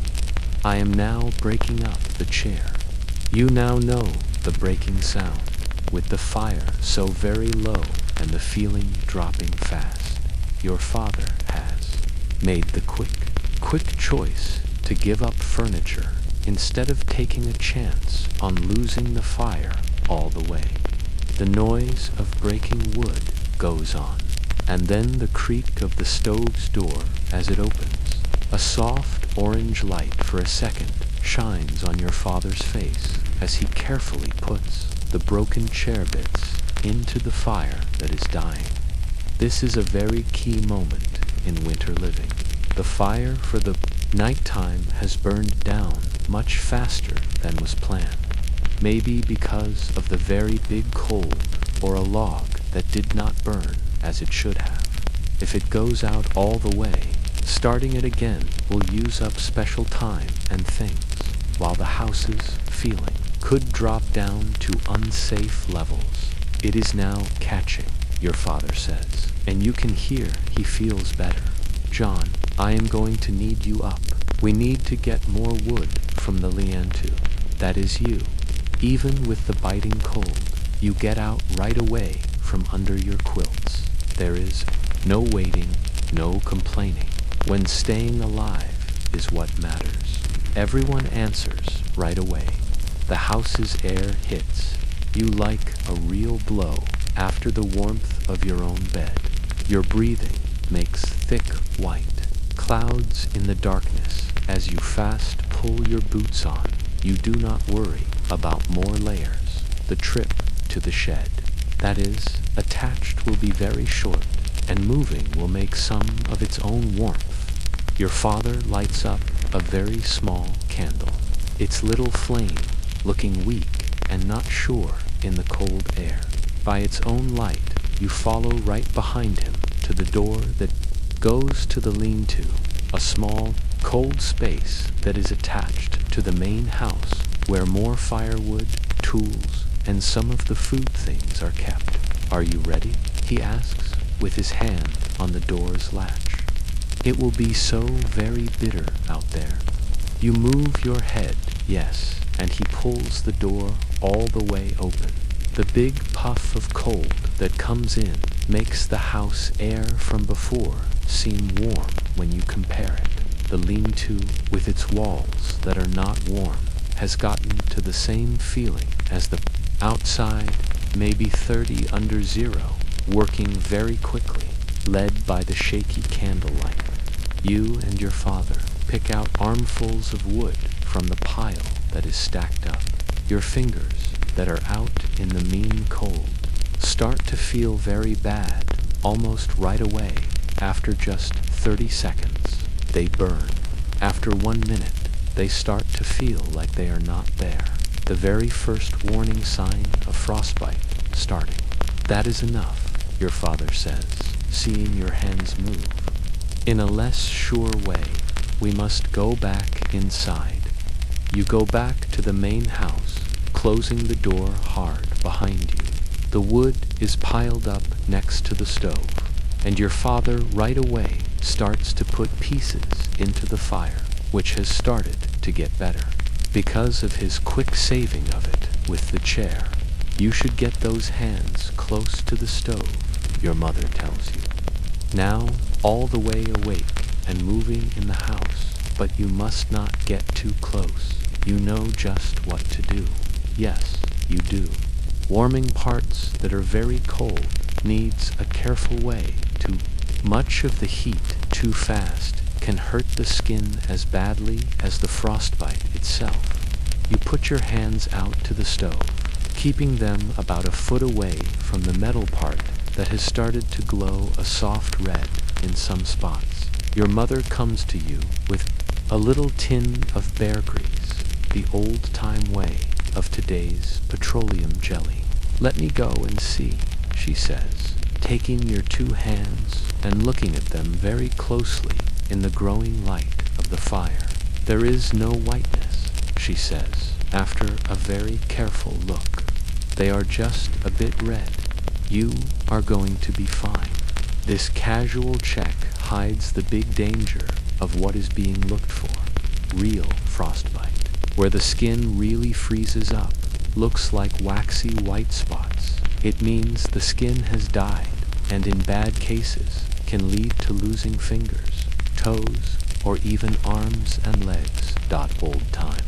Families became experts at seeing its first signs and stopping it before lasting harm was done. You should rub this in, she tells you, giving you the tin of grease. Then you can put these on. These are heavy mittens that are knitted from wool and have a lining of rabbit fur, the best hand covering the family has. They are normally saved for long times outside in the very worst weather, but tonight's fire problem has made them needed. As you rub the greasy stuff into your skin that is red, the burning feeling gets stronger for a bit. Then it starts to go away as the blood comes back. The bear grease does many jobs, making a wall for wetness, stopping cooling from drying, and giving slickness for skin that gets very dry in winter weather. Your father has the stove burning the right way now, putting in carefully picked pieces to make the coal bed again that will give even heat. The quick problem has now passed. That was very, very close, he says in a low voice, more to just himself than to anyone else. A little too close. Even with all of their know-how and getting ready, the Morrison family has just seen how fast a wintertime can turn very unsafe. A fire that burns down faster than was thought in the night is one of the most common dangers. Too old-time living by now. Everyone in the house is all awake. Emma has taken care of the younger kids, helping them to pull their beds closer to the stove where it is the warmest, even in problem times. The family works with a knowing quickness, each person knowing what to do. We will have to change how we sleep tonight, your father says out loud. It is going to get even colder still before the morning comes. This saying has a lot of weight. The family's normal way of sleeping, already made for the best heat saving, will need to be made better to fight the very big cold. A body heat shelter, your mother asks, and your father moves his head. Yes, I really think so. It is better to be safe than to be sorry. The body heat shelter is an old-time living way that is saved for the most very cold weather. You have only been in 1-2 times before during really mean cold times when the feeling dropped down below 40, under zero. John, Emma, can you help me move the table? Your father tells you. Side by side, you push the family's main table up on the wall that is farthest from any of the windows or the doors. Next, your father gets some extra quilts from the storage box and with your mother's own help starts to put them up to make a pretend tent using the table as a holding part. William, Michael, you should bring your bedding. Emma tells the younger boys. Catherine will be sleeping between Mama and Papa. The idea behind the body heat shelter is very simple, but works so very well by making a small closed-in space with bodies and bedding. The family can make and hold enough heat to keep safe feelings, even if the house's main space gets very cold. Remember, your father tells everyone as the shelter is being made, there can be no spaces in the quilts. We want it to be all sealed up tight. The thing that is made looks simple, just a table with quilts put over it, going down to the floor on all of its sides. But it shows smart warming, making ideas. The small space inside. Heat bouncing walls, and many human heat sources all come together to make a tiny climate that can be 20 or 30 degrees warmer than the main house. I will stay up and take care of the fire, your father decides. The rest of you can get inside and keep all warm. Your mother shakes her head in a strong way. We will all take our shifts. You need to get some rest, too. After a short talk, they say yes to 2-hour turns. Your father will take the very first watch, then your mother, then you and Emma will share the last turn before morning. By now, the main fire has been all the way brought back. The stove once again sending out special heat, but the wind on the outside has gotten stronger, making the feelings go down more and finding new ways to get into the house's defenses. We might as well get all dressed in the right way, your mother decides. There is no point in trying to sleep in just night clothes on a night that is like this. This starts another key part of old-time winter living, the layering plan for very cold weather. Each family person starts to put on clothing layers in a special way that was learned through many years of trying and failing. You should start with the wool.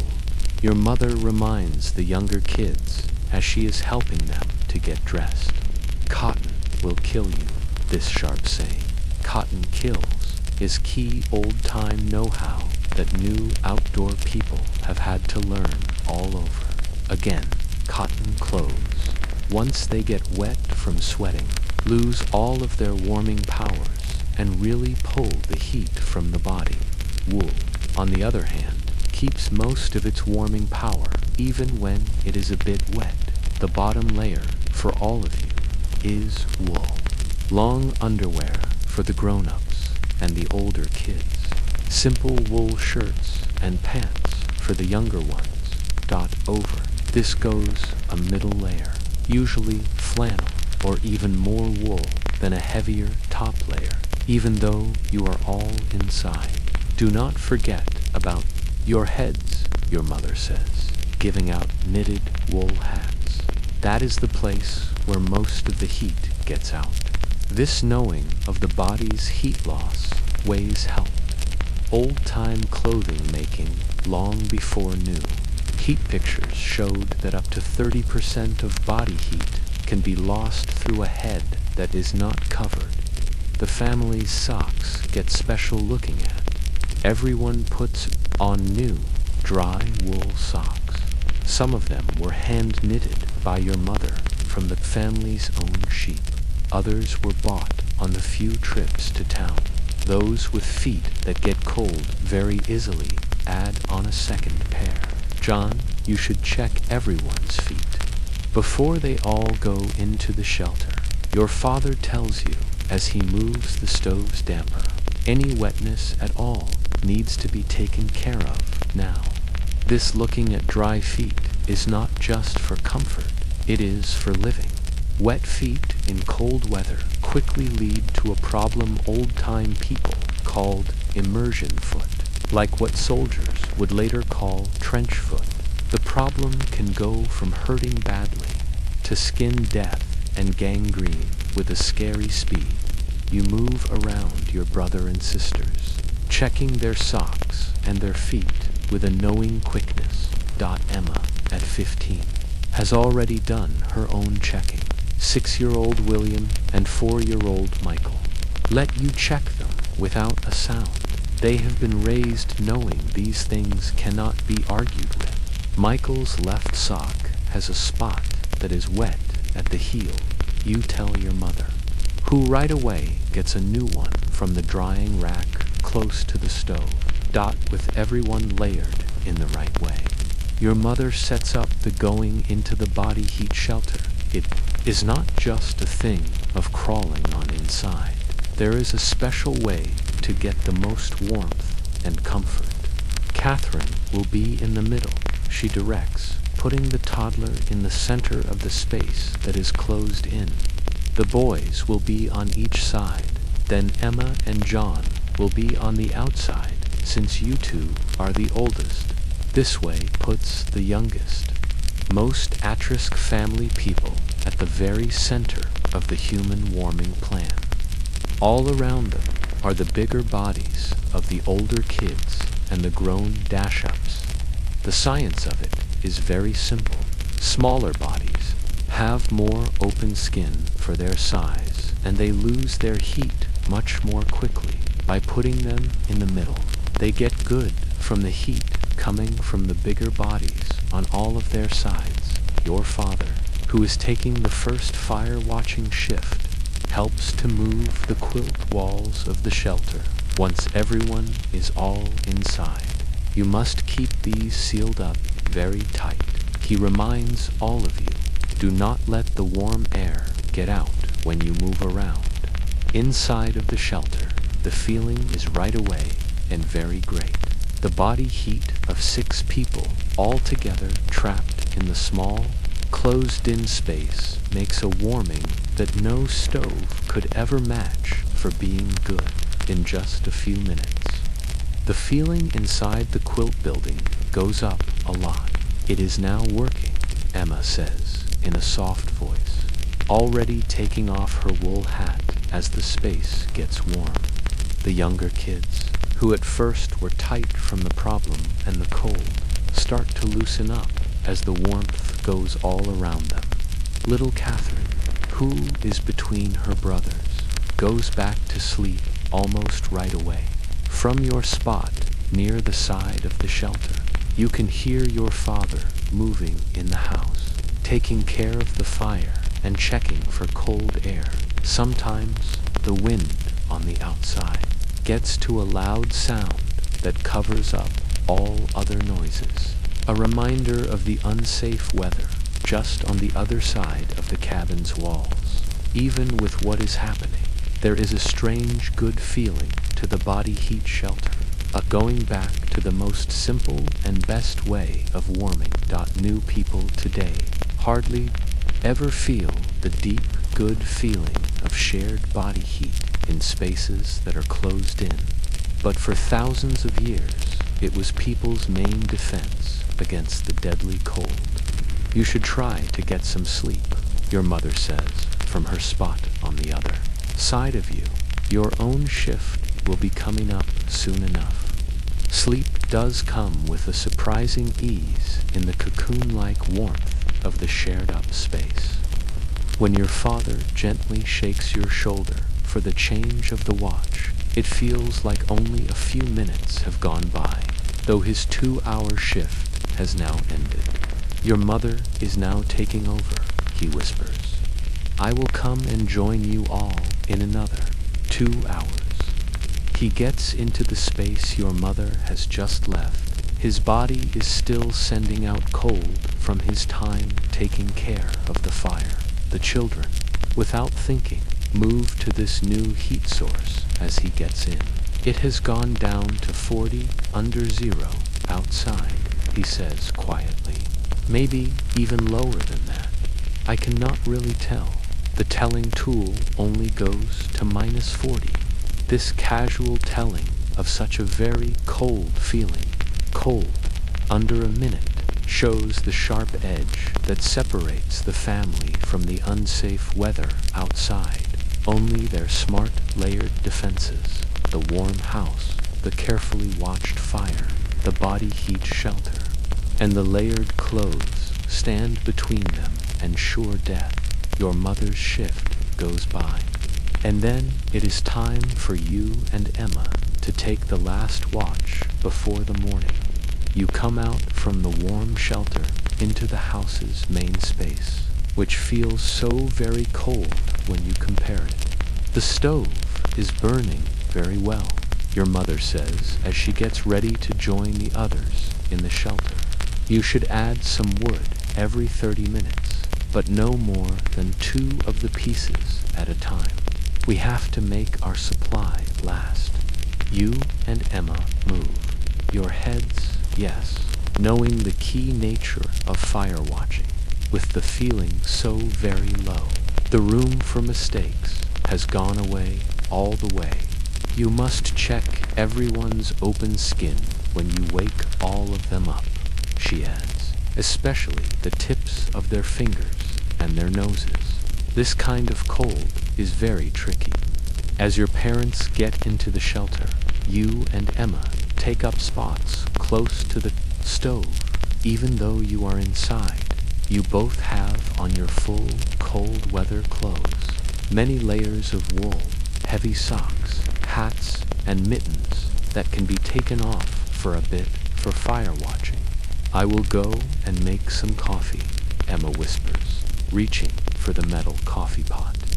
We might as well have something that is warm to drink while we are waiting. This small, nice thing, coffee that is made from carefully saved beans, is another. Part of old-time winter living.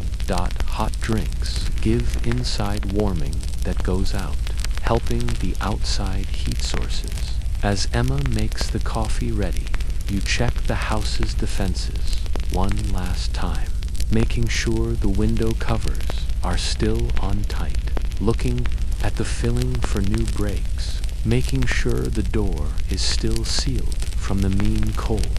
The storm is still going on, you report, putting your hand by a small space in the window cover and feeling the freezing air coming through. Maybe it is even stronger. The blizzard has now kept on for almost 24 hours. A long, long push of wind, cold, and snow that tries every part of the family's living plans. Without the know-how that was saved through many years of old-time doing, they would have been lost hours ago. Emma gives you a tin cup of hot coffee. Do you remember the last winter? She asks. The Petersons' own place? You move your head, yes, drinking the bitter but warming drink.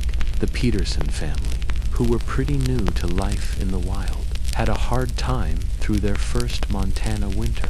By February, with their things getting low and their poorly made house giving not enough safety, they had to kill their only milk cow for some food. Papa says that they will probably go back to the east when spring comes. Emma keeps on saying, he says. Not everyone is made for these frontier winters. This simple guess hides the mean truth. Old-time winter living separated the ready from the not. Ready with deadly quickness. Those who did not learn the hard plans of warmth, managing, hardly ever lived through more than one winter. The hours of your watch go by very slowly. Every 30 minutes, as you were told, you put just 2 pieces of wood on the fire, picking each one for its burning ways and putting it carefully for the best. Heat making between these key fire-watching times, you and Emma talk in a quiet way, sharing the kind of talks that only happen in the deep quiet of winter nights. As the very first hint of morning light makes the houses inside brighter. Your father comes out from the body heat shelter. Even with what happened, he looks very well rested. We have made it through one more, he says, with a simple good feeling, moving to the stove to check your fire watching work. You did a good job keeping up the cold bed. This small praise, a knowing of survival skills done right, means more than big nice words might in another place in the wild. Doing things the right way means living to see one more day. Your mother joins him, and side by side they start the job of taking down the body heat shelter and putting the house back to its daytime way.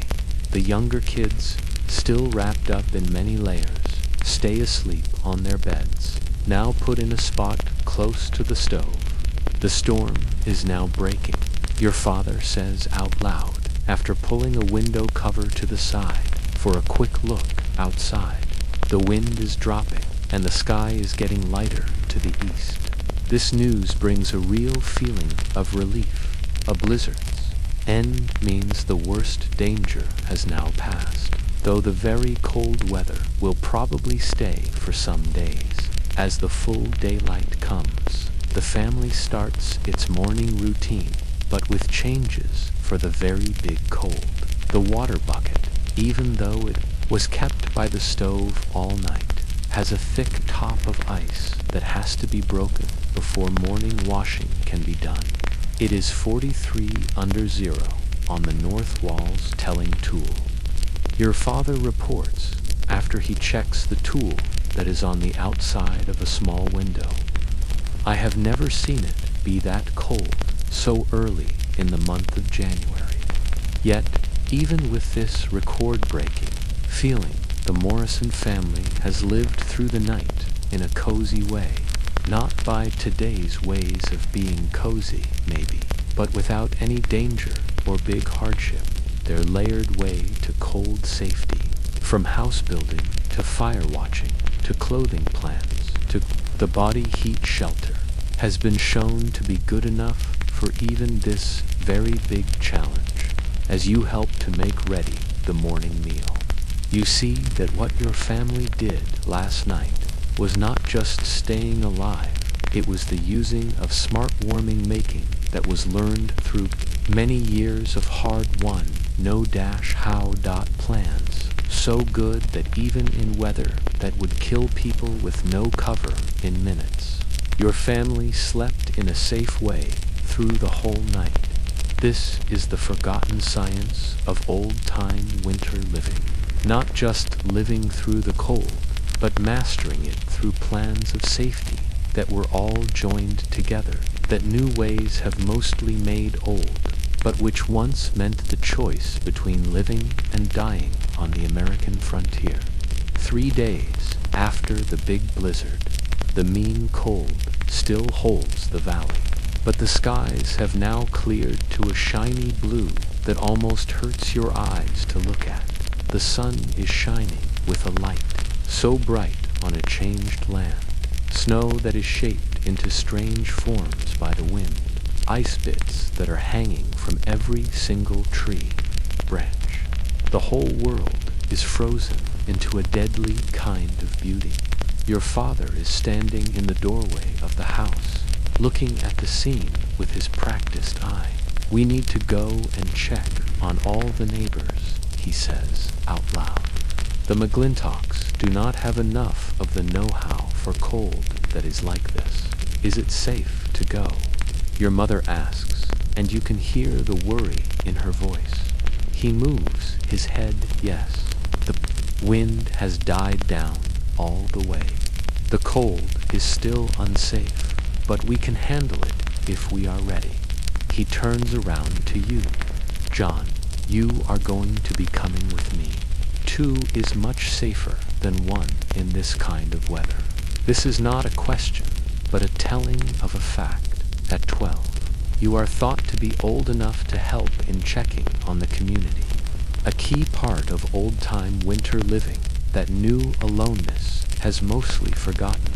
You must bundle up in the right way. Your mother tells you, already getting your heaviest clothes for the outside, full layers for you, and no shortcuts. The getting ready for going outside in 40 under zero feelings is long and careful. First is the bottom layer of wool underclothes, then a middle layer of flannel, then heavy wool pants and a shirt. Over this goes a vest of buckskin that is lined with rabbit fur, and finally a heavy cloth coat with a hood that is lined with bear fur. Your feet get special looking at first. A layer of thin cotton socks, the one time it is right to use cotton in winter, as they pull wetness away from the skin. Then 2 pairs of heavy wool socks, and finally moccasins that are lined with rabbit fur and are wrapped with cloth leggings that are tied tightly up above the calf. Your hands are covered in a like way, thin liner gloves that are covered by heavy mittens that are lined with fur and are made with an extra long cuff that goes well up the forearm, stopping any space where cold air might get to the wrist. A face covering, your father reminds you, giving you a wool scarf that has been carefully kept by the stove to make sure it is all the way dry. Wetness in cloths from breathing or sweat can turn to ice right away in such cold, changing safe clothing into unsafe pullers of deadly chill. The final getting ready is food. Your mother gives each of you a little cloth, bundle pemmican she tells you, and a little piece of the dried up apple cake. If you get stuck out there for longer than you think, you will need all the power. Pemmican, a thick mix of dried meat, fat, and berries, is the old-time way of today's emergency food. Full of power and does not spoil, it gives key energy in living situations. We will go to the McGlintock's place first. Then we will check on Old Man Patterson if we have the time. Your father decides, making the last fixes to his clothes. We should be back here before the middle of the day. The danger that is not said hangs in the air. If you are not home by then, something has gone very, very wrong. In such very cold weather, being out for a long time always leads to frostbite, hypothermia, and death. You must take the emergency kit, your mother says, giving your father a little leather bag that has fire-starting things, more pemmican, and basic things for first aid. With a final check of your clothes, making sure no skin is showing, except for a small line around the eyes, you and your father step out into the killing cold. The feeling is right away and a shock. Even with all the covering layers, the air itself feels hard, as if you are moving through a wall you cannot see that pushes back on every step. Your breathing turns to ice right away, making a line of ice on your scarf in just seconds. You must keep on moving. Your father reminds you. His voice is all muffled through his face covering, and you must watch for all the signs. The signs he talks of are the first hints of frostbite or hypothermia, a buzzing sound in the ears, a prickly feeling in your hands and feet that is followed by a scary numbness, or the unsafe happy feeling that sometimes comes before you freeze to death. The McGlintock home is about a mile away, normally a 20-minute walk, but in this weather it will take almost 2 times that. Your father sets a careful pace, not so fast that sweating becomes a danger, not so slow that body heat making drops. The snow makes a squeak under your feet with each of your steps, that special sound that only comes in the very deepest cold where piles have formed. You have to lift your feet up high to get over the top. A hard job that quickly makes heat in the big muscles of the legs. That is why we do not wear too many of the layers on our legs. Your father tells you, seeing your hard work. They make their very own heat if you can keep on moving. It is the hands and feet we have to worry about. This know-how, knowing just how the body loses and makes heat during very cold weather, is another part of old-time living science that has mostly been forgotten in the time of warm houses and cars. As you are walking, your father asks you questions on cold weather living. Know how, not as a real lesson, but as a way to pass the time while making sure you stay awake to danger. What is the very first sign of frostbite on the human face? He asks, his eyes always looking at the land ahead. White spots on the skin. You answer right away, usually on the cheeks, the nose, or the ears first. And if you do see it on yourself, or on someone else, you must cover the spot right away and warm it up slowly with the heat of the body. You must never rub it or put it on the heat of a fire. He moves his head that he feels good, and the most unsafe kind of snow for any walking. Powder that is over a crust, you say back. It looks very solid, but it breaks through when you do not think it will. It wastes a lot of power and can make you fall or get hurt. This asking and answering game does many jobs, making key know-how strong, keeping the mind sharp in weather, where it can get very slow, and giving a good feeling through known patterns. After 30 minutes of careful walking, the McGlintock house comes into view through a group of pine trees, not like the Morrison home with its carefully piled snow and sealed-up windows. The McGlintock place shows scary signs of not having no dash, how dot very little snow piling on the walls, a chimney with smoke that is lighter than you would think in such cold, and no scene getting ready for water access. This is not good, your father says, in a low voice. There is no moving around outside.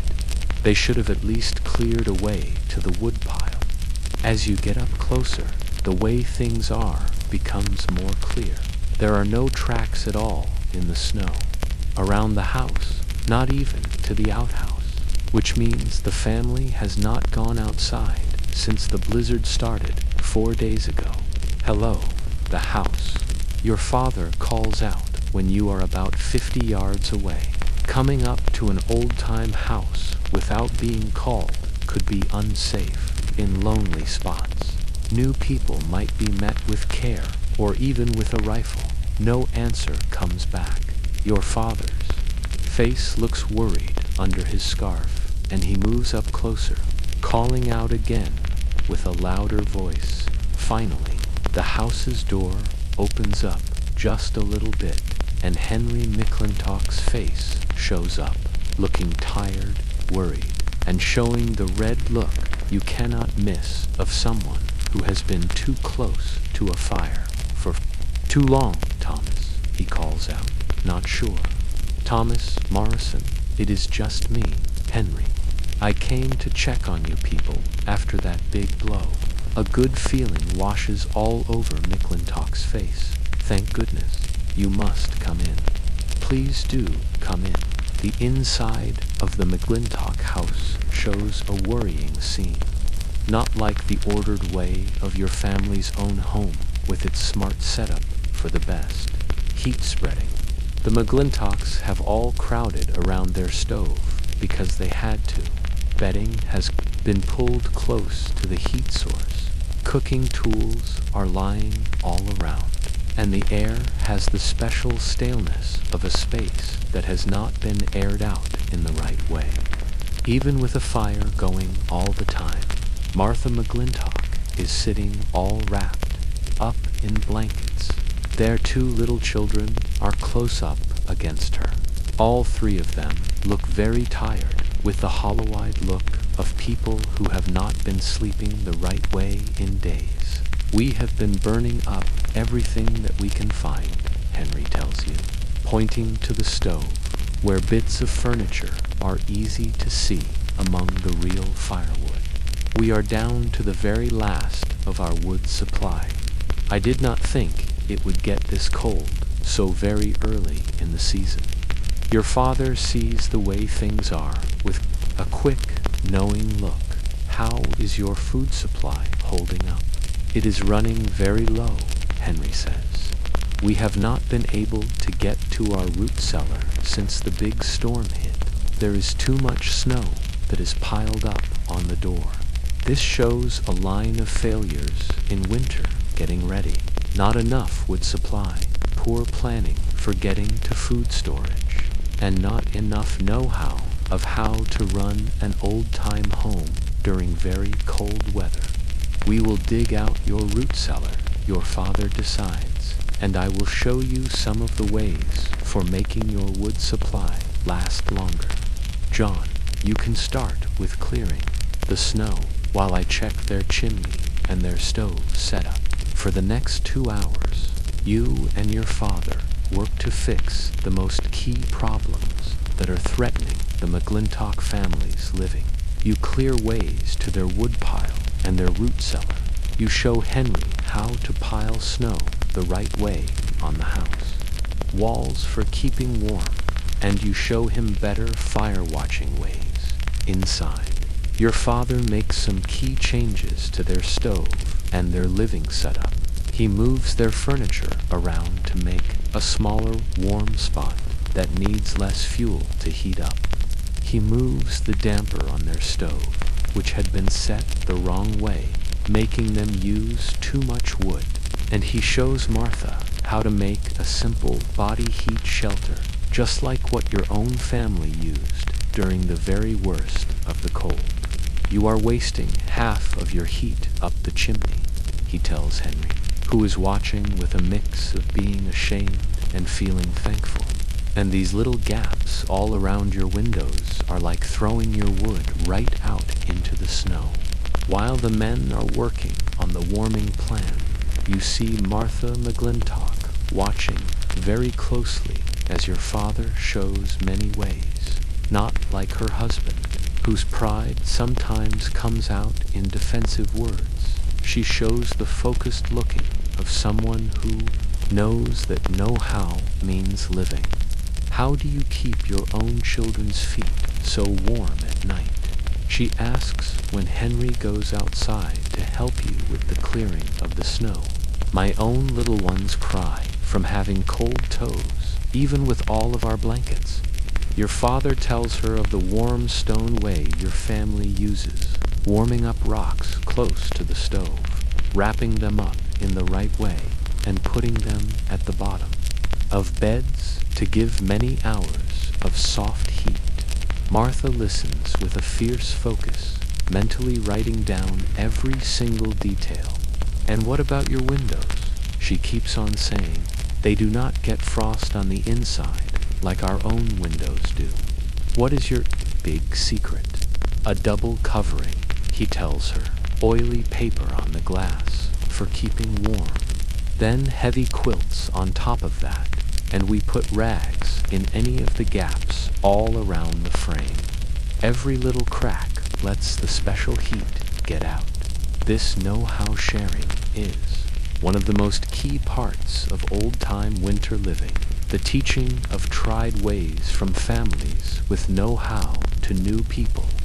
Without any books, real school, or other ways to get news about very cold living. This person-to-person teaching of know-how was often the only way that new settlers could learn to live through their first hard winters by the middle of the day. The way things are at the McClintock home has gotten much better. Their wood supply, while it is still a worry, will last a lot longer with good fire watching. The now open root cellar gives them more food safety, and most importantly, they now have know-how that will help them get used to old-time winter weather. We cannot thank you enough for this, Henry says, as you get ready to leave. The pull of pride is easy to see in his voice. A man who finds it hard to take help while knowing his family's living depends on it. There is no need at all for thanks, your father says back simply. That is just how it works out in this place. My very first winter, old Jim Barker did the same thing for our own family. You will do it for someone else at some time. This paying forward of living know-how made a key social tie-in old-time communities, a knowing that hard lands needed working together, even with the fierce wanting to be alone that old-time life otherwise liked. As you and your father get ready to leave, Martha pushes a little bundle into your own hands. It is fresh bread, she tells you. I made it yesterday with the very last of our white flour. Please do take it with our many thanks. This gift, special white flour that was made into bread during a living situation, is more than just simple thanks. It is a knowing of community ties and helping each other that goes past just trading. We will check back in a few more days. Your father makes a promise. The weather is supposed to get better by the end of the week. You will make it through just fine now that you know what all to do. The trip back to your house takes less time, partly because the way is now open, and partly because the sun has made the feeling a bit higher, maybe to just 30 under zero instead of 40. Do you think they will make it? You ask your father as the Morrison home comes into view. He thinks about the question in a serious way. They will be able to now. One more day or two, and it might have been a whole different story. That stove setup was very dangerously not good, and they were burning up their wood at 3 times the rate they needed to. This guess is not mean, but is a fact. Some more, I am sure, for in the wild, living margins could be counted with math-like sureness. The McGlintocks had been on a path to a freezing house in just days, with results that would surely be fatal. Martha is the one who will really keep them alive, your father adds. After a little second, she was really listening and she was learning. Henry still has too much of his pride to say how much he does not really know. This boy-girl part of old-time know-how sharing often is not seen in pretty pictures of Western living. While the men might do the heaviest body jobs, women often became the keepers of know-how, of key home living ways, fire watching, food saving, cloth making, and first aid that kept families living through the hard winters. When you get back home, your mother greets you both with relief you can see.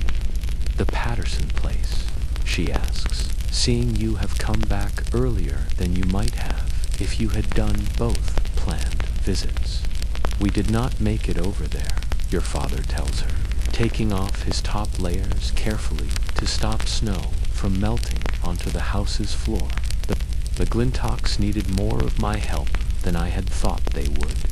We will go and check on Patterson tomorrow, if the weather can hold. Over coffee and the bread that Martha gave you, your father tells of the McGlintock situation in all detail. Your mother listens with the serious looking the subject needs, sometimes asking questions to be clear about their things and their tools. Should we ask them to come over here, she asks when he is all done. They could stay here with us until the very worst of it passes. Your father thinks about this kind offer. They are all stable now with what we went and showed them. It is better for them to learn in their own house if they can handle it. It builds up their confidence and the skills they will need for the rest of this winter. This guess shows a deeper old-time wisdom. Sometimes a quick rescue can in the end make long-term living chances smaller by stopping needed. skill learning. The careful balance between helping out neighbors and helping them help themselves was one of the most tricky parts of old-time community rules. I told Martha all about the winter community get-together your father has. I said that we would take them with us if they wanted to go. The winter community get-together he talks of is a tradition among the spread-out people of your valley. A meeting once a month during the coldest time where families travel to one main spot, usually the biggest house, to share some food, some company, and most importantly, some know-how. It is at the Hendersons' own place this month. Your mother confirms. 3 days from now, if the weather will let us. Mary Henderson said in a special way she would be showing that new wool spinning way she learned from the Swedish family up in the north. These get-togethers did many key jobs in old-time winter living, breaking the unsafe, lonely feeling that helped cause cabin fever, making chances for know-how sharing, and making community ties that could be used during problems. I should make something ready to share, your mother thinks. Maybe I will go and show that new pemmican recipe with the dried up berries, and Emma can show her way of lining mittens. This casual planning shows another part of old-time know-how plans. The idea that each family would give to the community's shared wisdom. Even kids took part with older ones, often teaching skills to younger ones from different families. The next day brings feelings that are a bit better, maybe 20 under 0 instead of 40. And your father says it is safe enough for a quick trip to check on old man Patterson, the older man with no wife whose house sits about 2 miles east of your own home. Not like the McGlintocks, Patterson is a man who knows the wild and has lived through many years of Montana winters. His worry is not a lack of know-how, but getting older and being alone that makes helping himself harder and harder. You go with your father again, bringing a package your mother has made ready, fresh bread, some saved deer meat, and some dried apples. These are not just food gifts, but key extra food for an older person living all alone who might be tempted to not eat good meals. Patterson's house, when you get to it, shows all the signs of knowing winter ways. Carefully piled snow, a chimney that is watched well and weighs, cleared 2 key spots, even with the old man's little strength, not like the McGlintocks' desperate situation. Patterson has his living plans in very good order. I thought you might have frozen all solid in that big blow. The old man greets you with a rough, kind way when you get there. Even though he is in his 70s, he is still quick and sharp, a sign of the keeping power of old-time self-helping. We are checking on all of the neighbors, your father explains. How is your own wood supply holding up? It is good enough, Patterson says back, taking you inside, where his house shows very neat order, wood piled by what kind and how big, saved foods. Set up for quick getting, and a sleeping spot made for the best heat saving. I have been at this long enough to know just what I will need before the winter sets in. The visit is short, but very key, making sure the old man is well, while making community ties strong. Patterson, even with his wanting to be alone, knows the good of these ties. Are you coming to the get-together at the Hendersons? Your father asks as you get ready to leave. Patterson moves his head yes. I would not miss it at all. I have some new ideas about snowshoe ties I want to share, and to be honest, I could use the company. This true saying that even the most self-helping frontiersman needs people during the lonely winter months shows the mind aspects of living that just technical know-how cannot fix. As you go back home, your father uses the trip as another chance for teaching, but with a different point than the technical lessons of the day before. Community is as important as any firewood in the winter, he tells you as you walk through the snow.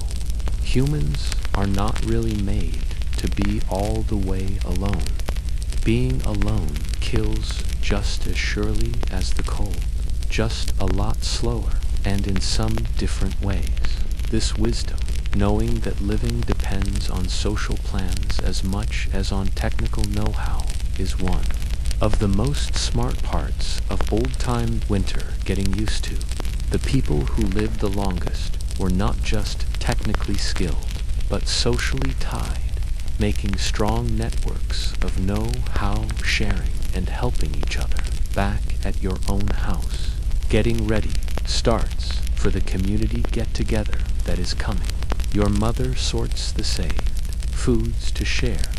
Emma works on finishing a pair of specially lined mittens to show her way, and even the younger kids take part by helping to make ready simple gifts for other families, carved wood toys, and carefully saved pine cones that are decorated with scraps of colored cloth.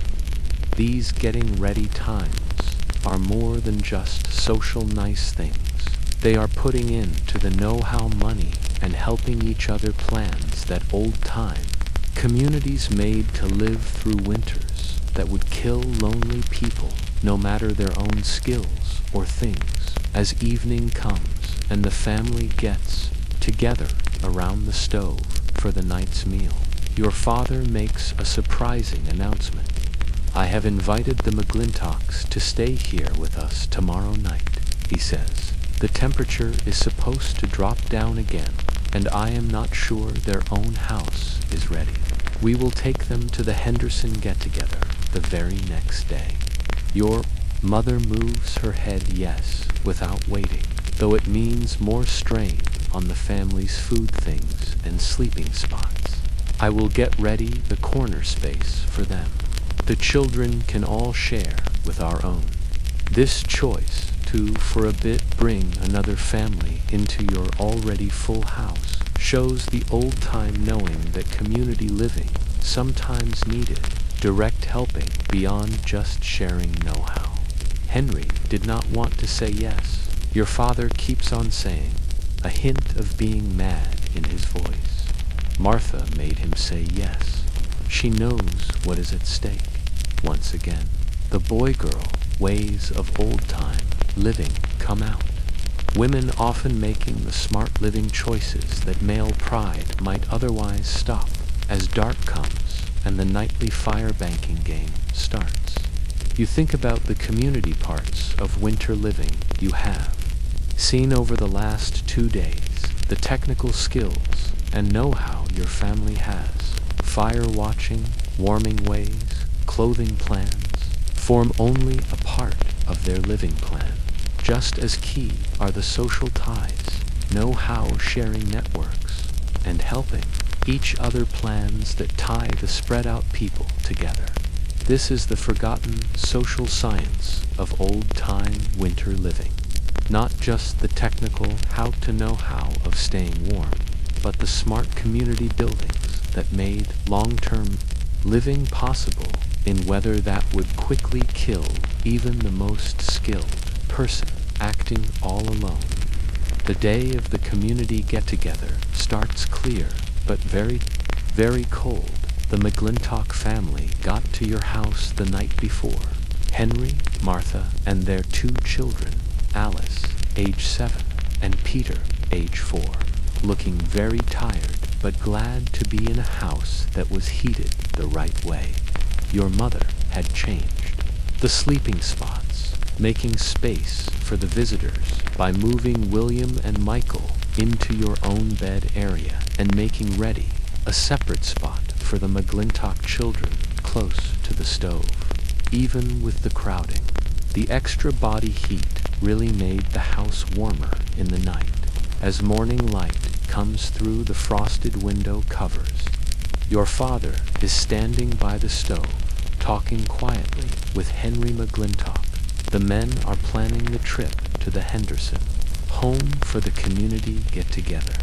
It is 5 miles, your father tells him, drawing the way on a rough, hand-drawn map. Normally, it is not very hard, but with this kind of cold and the children with us, we have to be ready for any trouble. Henry moves his head yes, the week before's close call with disaster having made him much less proud. What do you think we should do? We will take both of the sleds, your father decides. One of them for supplies, one for the younger children, if they cannot handle the long walk, and we will be bringing emergency gear. This casual telling of emergency gear shows another part of old-time winter living, the never-ending getting ready for the very worst case.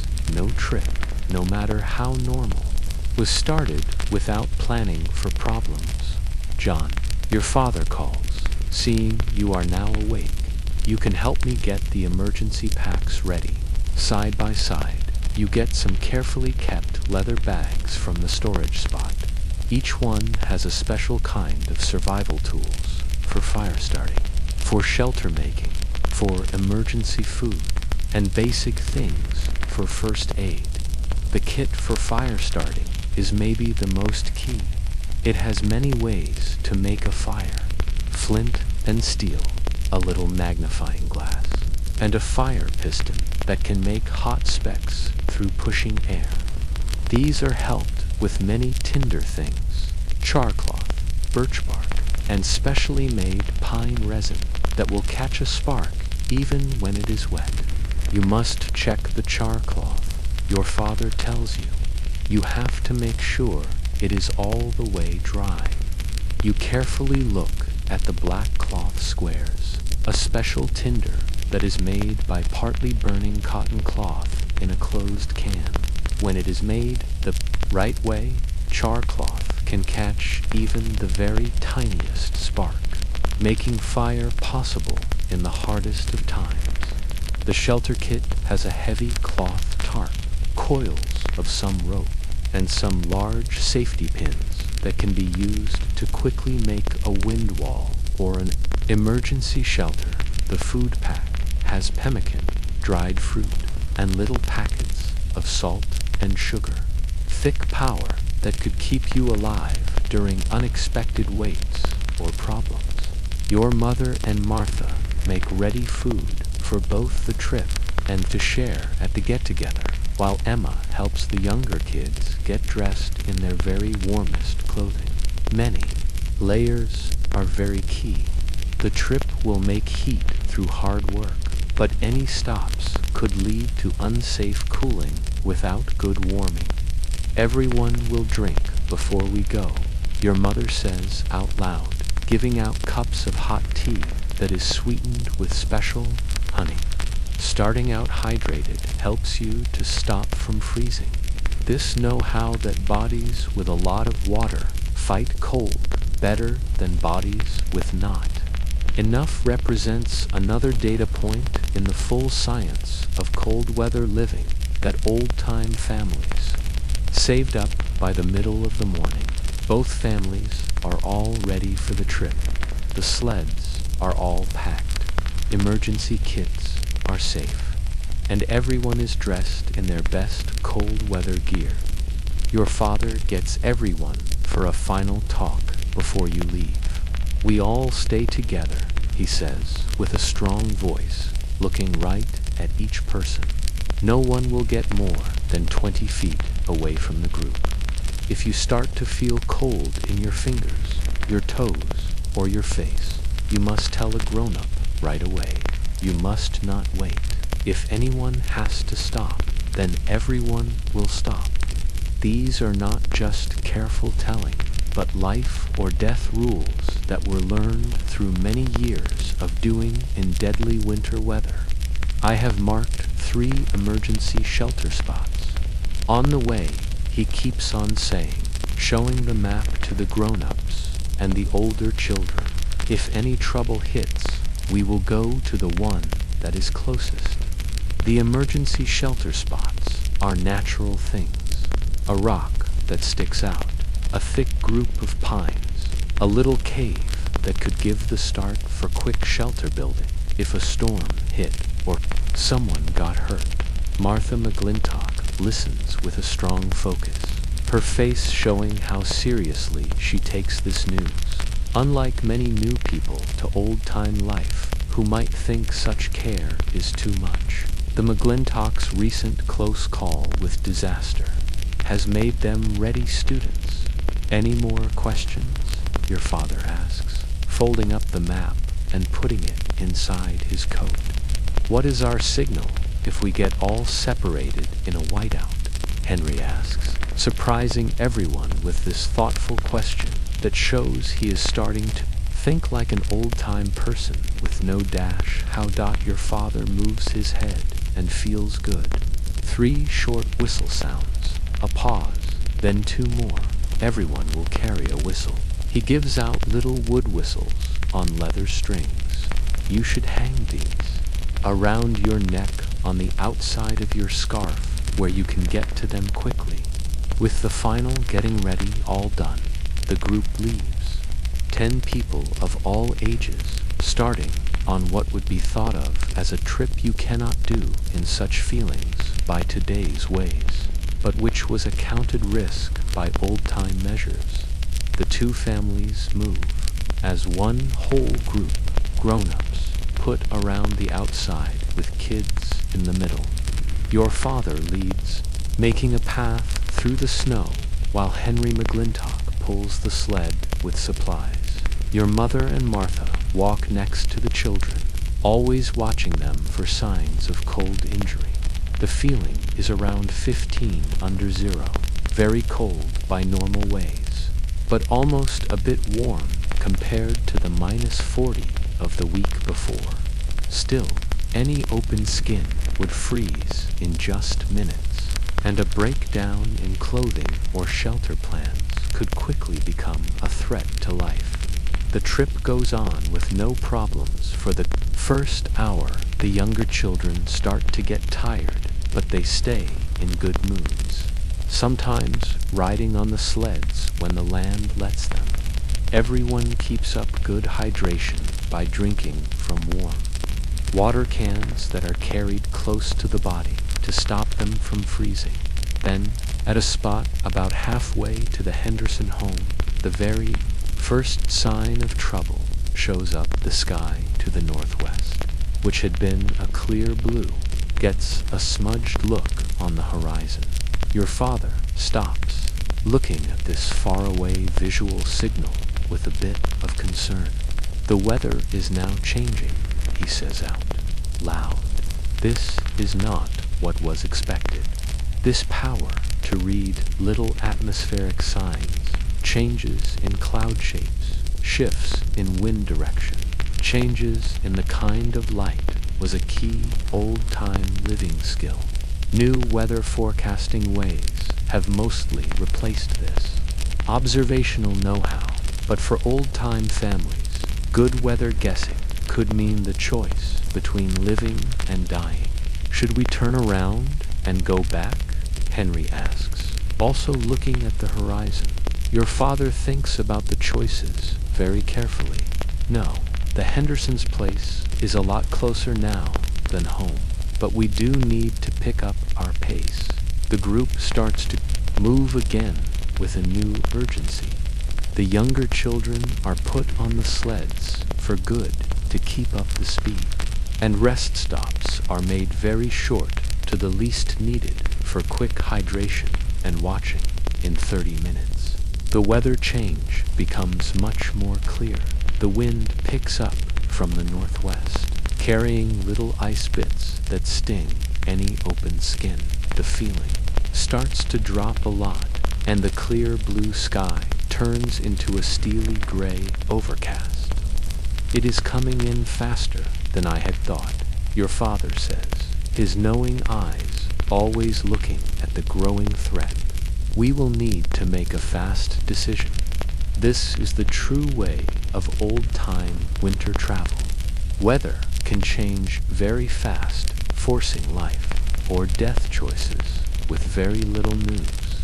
New travelers might check radar pictures on smartphones or call for some assistance. Your father has only his know-how, his doing, and his ready emergency plans. There is the Carson Line shack, about a half a mile to the east, he says, pointing to a small hill. It is empty, but it was still standing the last time I had checked. It is a better shelter than trying to make Henderson's if this turns into a full-on blow. The line shack he talks of is a small, simple building that was built by cattle businesses for cowboys to use during seasonal grazing. Empty for a long time. It still gives the chance of solid shelter if the weather gets much worse. Tonry. McClintock lets your father's judgment lead without waiting at all. A big change from his pride from before. You can lead the way. We will all follow you. The group changes its course, moving to the side of the stronger wind toward the possible shelter. The children can feel the growing tightness, and they stay very quiet, knowing without words the seriousness of what is happening. Can you tell a story, Papa? Little Michael asks, after some minutes of tight silence. His voice is small against the growing sound of the wind. Your father, even with his focus on the worse weather, knows the mind importance of keeping calm, especially among all the children.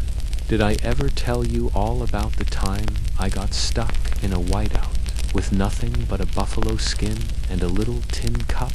He starts, his voice on purpose, light even with what is happening, as he tells an engaging tale of a past winter adventure, carefully changed to show smarts and living rather than danger. The group keeps on moving steady to the possible shelter. The story does many jobs, distracting the children, keeping up good moods, and subtly making strong survival know-how that might soon be needed. The line shack shows up just as the wind gets to a concerning strength. A small, slumped building, partly buried in big snow, drifts. It is not very impressive with its sagging roof and walls that are dark with age, but to the wind-beaten group, it means salvation. Let's go and check it before we bring everyone on inside. Your father says to Henry, John, you will stay with the others, and you must keep everyone moving. There is no stopping right now. While your father and Henry look at the building, you lead the rest of the group in little circles, keeping up key body heat through movement. The children are getting more and more tired and cold, even with their layers and the sled rides. You should sing something, you say to Emma. Knowing the need for distraction, she starts a simple old-time song with a repeating chorus that the children can all join in with. The singing is both a mind comfort and a way to keep up good breathing. In the cold after what feels like forever, but is probably only 5 minutes, your father comes out from the line shack. It will have to do, he says out loud. The roof is mostly all good, and the walls will block out the wind. There is no stove, but we can handle it. The group files into the simple shelter, a single room, maybe 12 feet square, with a dirt floor and rough plank walls. It is cold and it is dark inside, but the simple fact of being out of the wind makes an immediate better feeling. Emma, you should help get the children out of their outer layers that are covered in snow, your mother directs. Martha, let's go and organize all of the supplies, while the women take care of these jobs. Your father and Henry start to use the emergency shelter plan. a series of actions made to quickly change even a poor building into a livable, safe place. John, you can help me seal up these wall gaps, your father tells you, pulling cloth strips from his emergency pack, side by side. You stuff fabric into the biggest cracks where the wind comes through the rough building. Henry, in the meantime, clears the old stone fireplace, checking the chimney for blocks that might cause smoke to come back into the shelter. It is simple, but it works. A key good thing over having to build a fire ring from the start. Now it is time for a fire, your father says out loud once the basic weatherproofing is all done. This is the most key step in the emergency answering. Without any heat, the shelter would just be a place to freeze up more slowly. He gets the fire, starting kit from his pack, and he starts to make ready a small, carefully made fire lay in the fireplace. Not like the casual fire starting in your well-supplied house. This is a careful process that leaves nothing to chance. First, he sets up the finest tinder, the special char cloth, in the very center, around this he puts things that get bigger and bigger. Birch bark shavings, splinters of resinous pine, and finally, little sticks that are set up in a teepee shape. A single match fire, he says out loud. This simple-looking saying carries huge meaning in old-time living. The power to reliably start up a fire with just one match in bad weather was one of the most key survival skills. He strikes the match very carefully, shielding the special flame with his cupped hands. Then he moves it to the char cloth. The black material catches right away, making a small but growing glow. Your father blows on it gently, giving it oxygen without blowing away the fragile heat. The birch bark catches on next, its natural oils lighting up with a surprising strength. Then the pine splinters, their resin making the process faster. In just a few moments, a small but steadily growing fire takes its shape in the ancient fireplace. We will need to have more fuel very soon, your father says, once the first fire is now secure. John, you can help me check what is available in here before we use our own emergency supplies. The line shack that was empty for years has some things you can use. Broken furniture, fallen ceiling planks, and even some old harness leather that will burn very slowly and very hot. These finds let the special emergency wood supplies to be saved. As the fire gets bigger, the shelter's feeling starts to go up from unsafely cold to just not cozy. The children are put closest to the heat source with grown-ups, making an outer ring that both blocks drafts and lets those who are most at risk get the most warmth outside. The wind keeps on getting stronger, sometimes sending moaning gusts down the chimney that make the fire flare up. What started as an unexpected weather change has turned into a big storm. Not as bad as the blizzard of the week before, but unsafe. Enough that being caught without a shelter would be a threat to life. That was a good call on the line shack, Henry tells your father in a quiet voice. We would have never made it to Henderson's in all of this.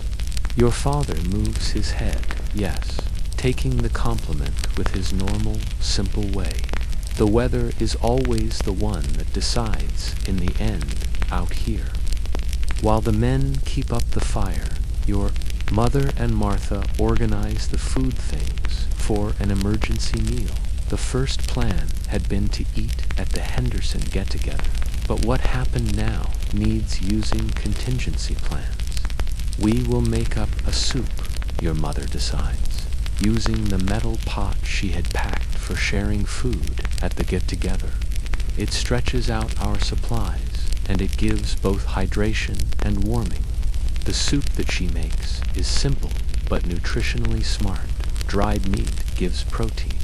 Saved vegetables give vitamins, and a handful of special barley adds carbohydrates. Most importantly, the hot liquid helps to re-warm the group from the inside to the out. The children, at first scared by the change in the plans and the howling wind, slowly relax as the shelter gets warm and food is made ready. Emma organizes them in simple games that need very little movement but keep up engagement and a good mood. Key mind factors in living situations. Remember, happy minds will make for warm bodies, your mother says, and she feels good as she watches Emma's efforts. This old-time wisdom, knowing the tie between mind state and body strength, saw findings of new survival psychology by many years as the soup is simmering, filling the simple shelter with good smells.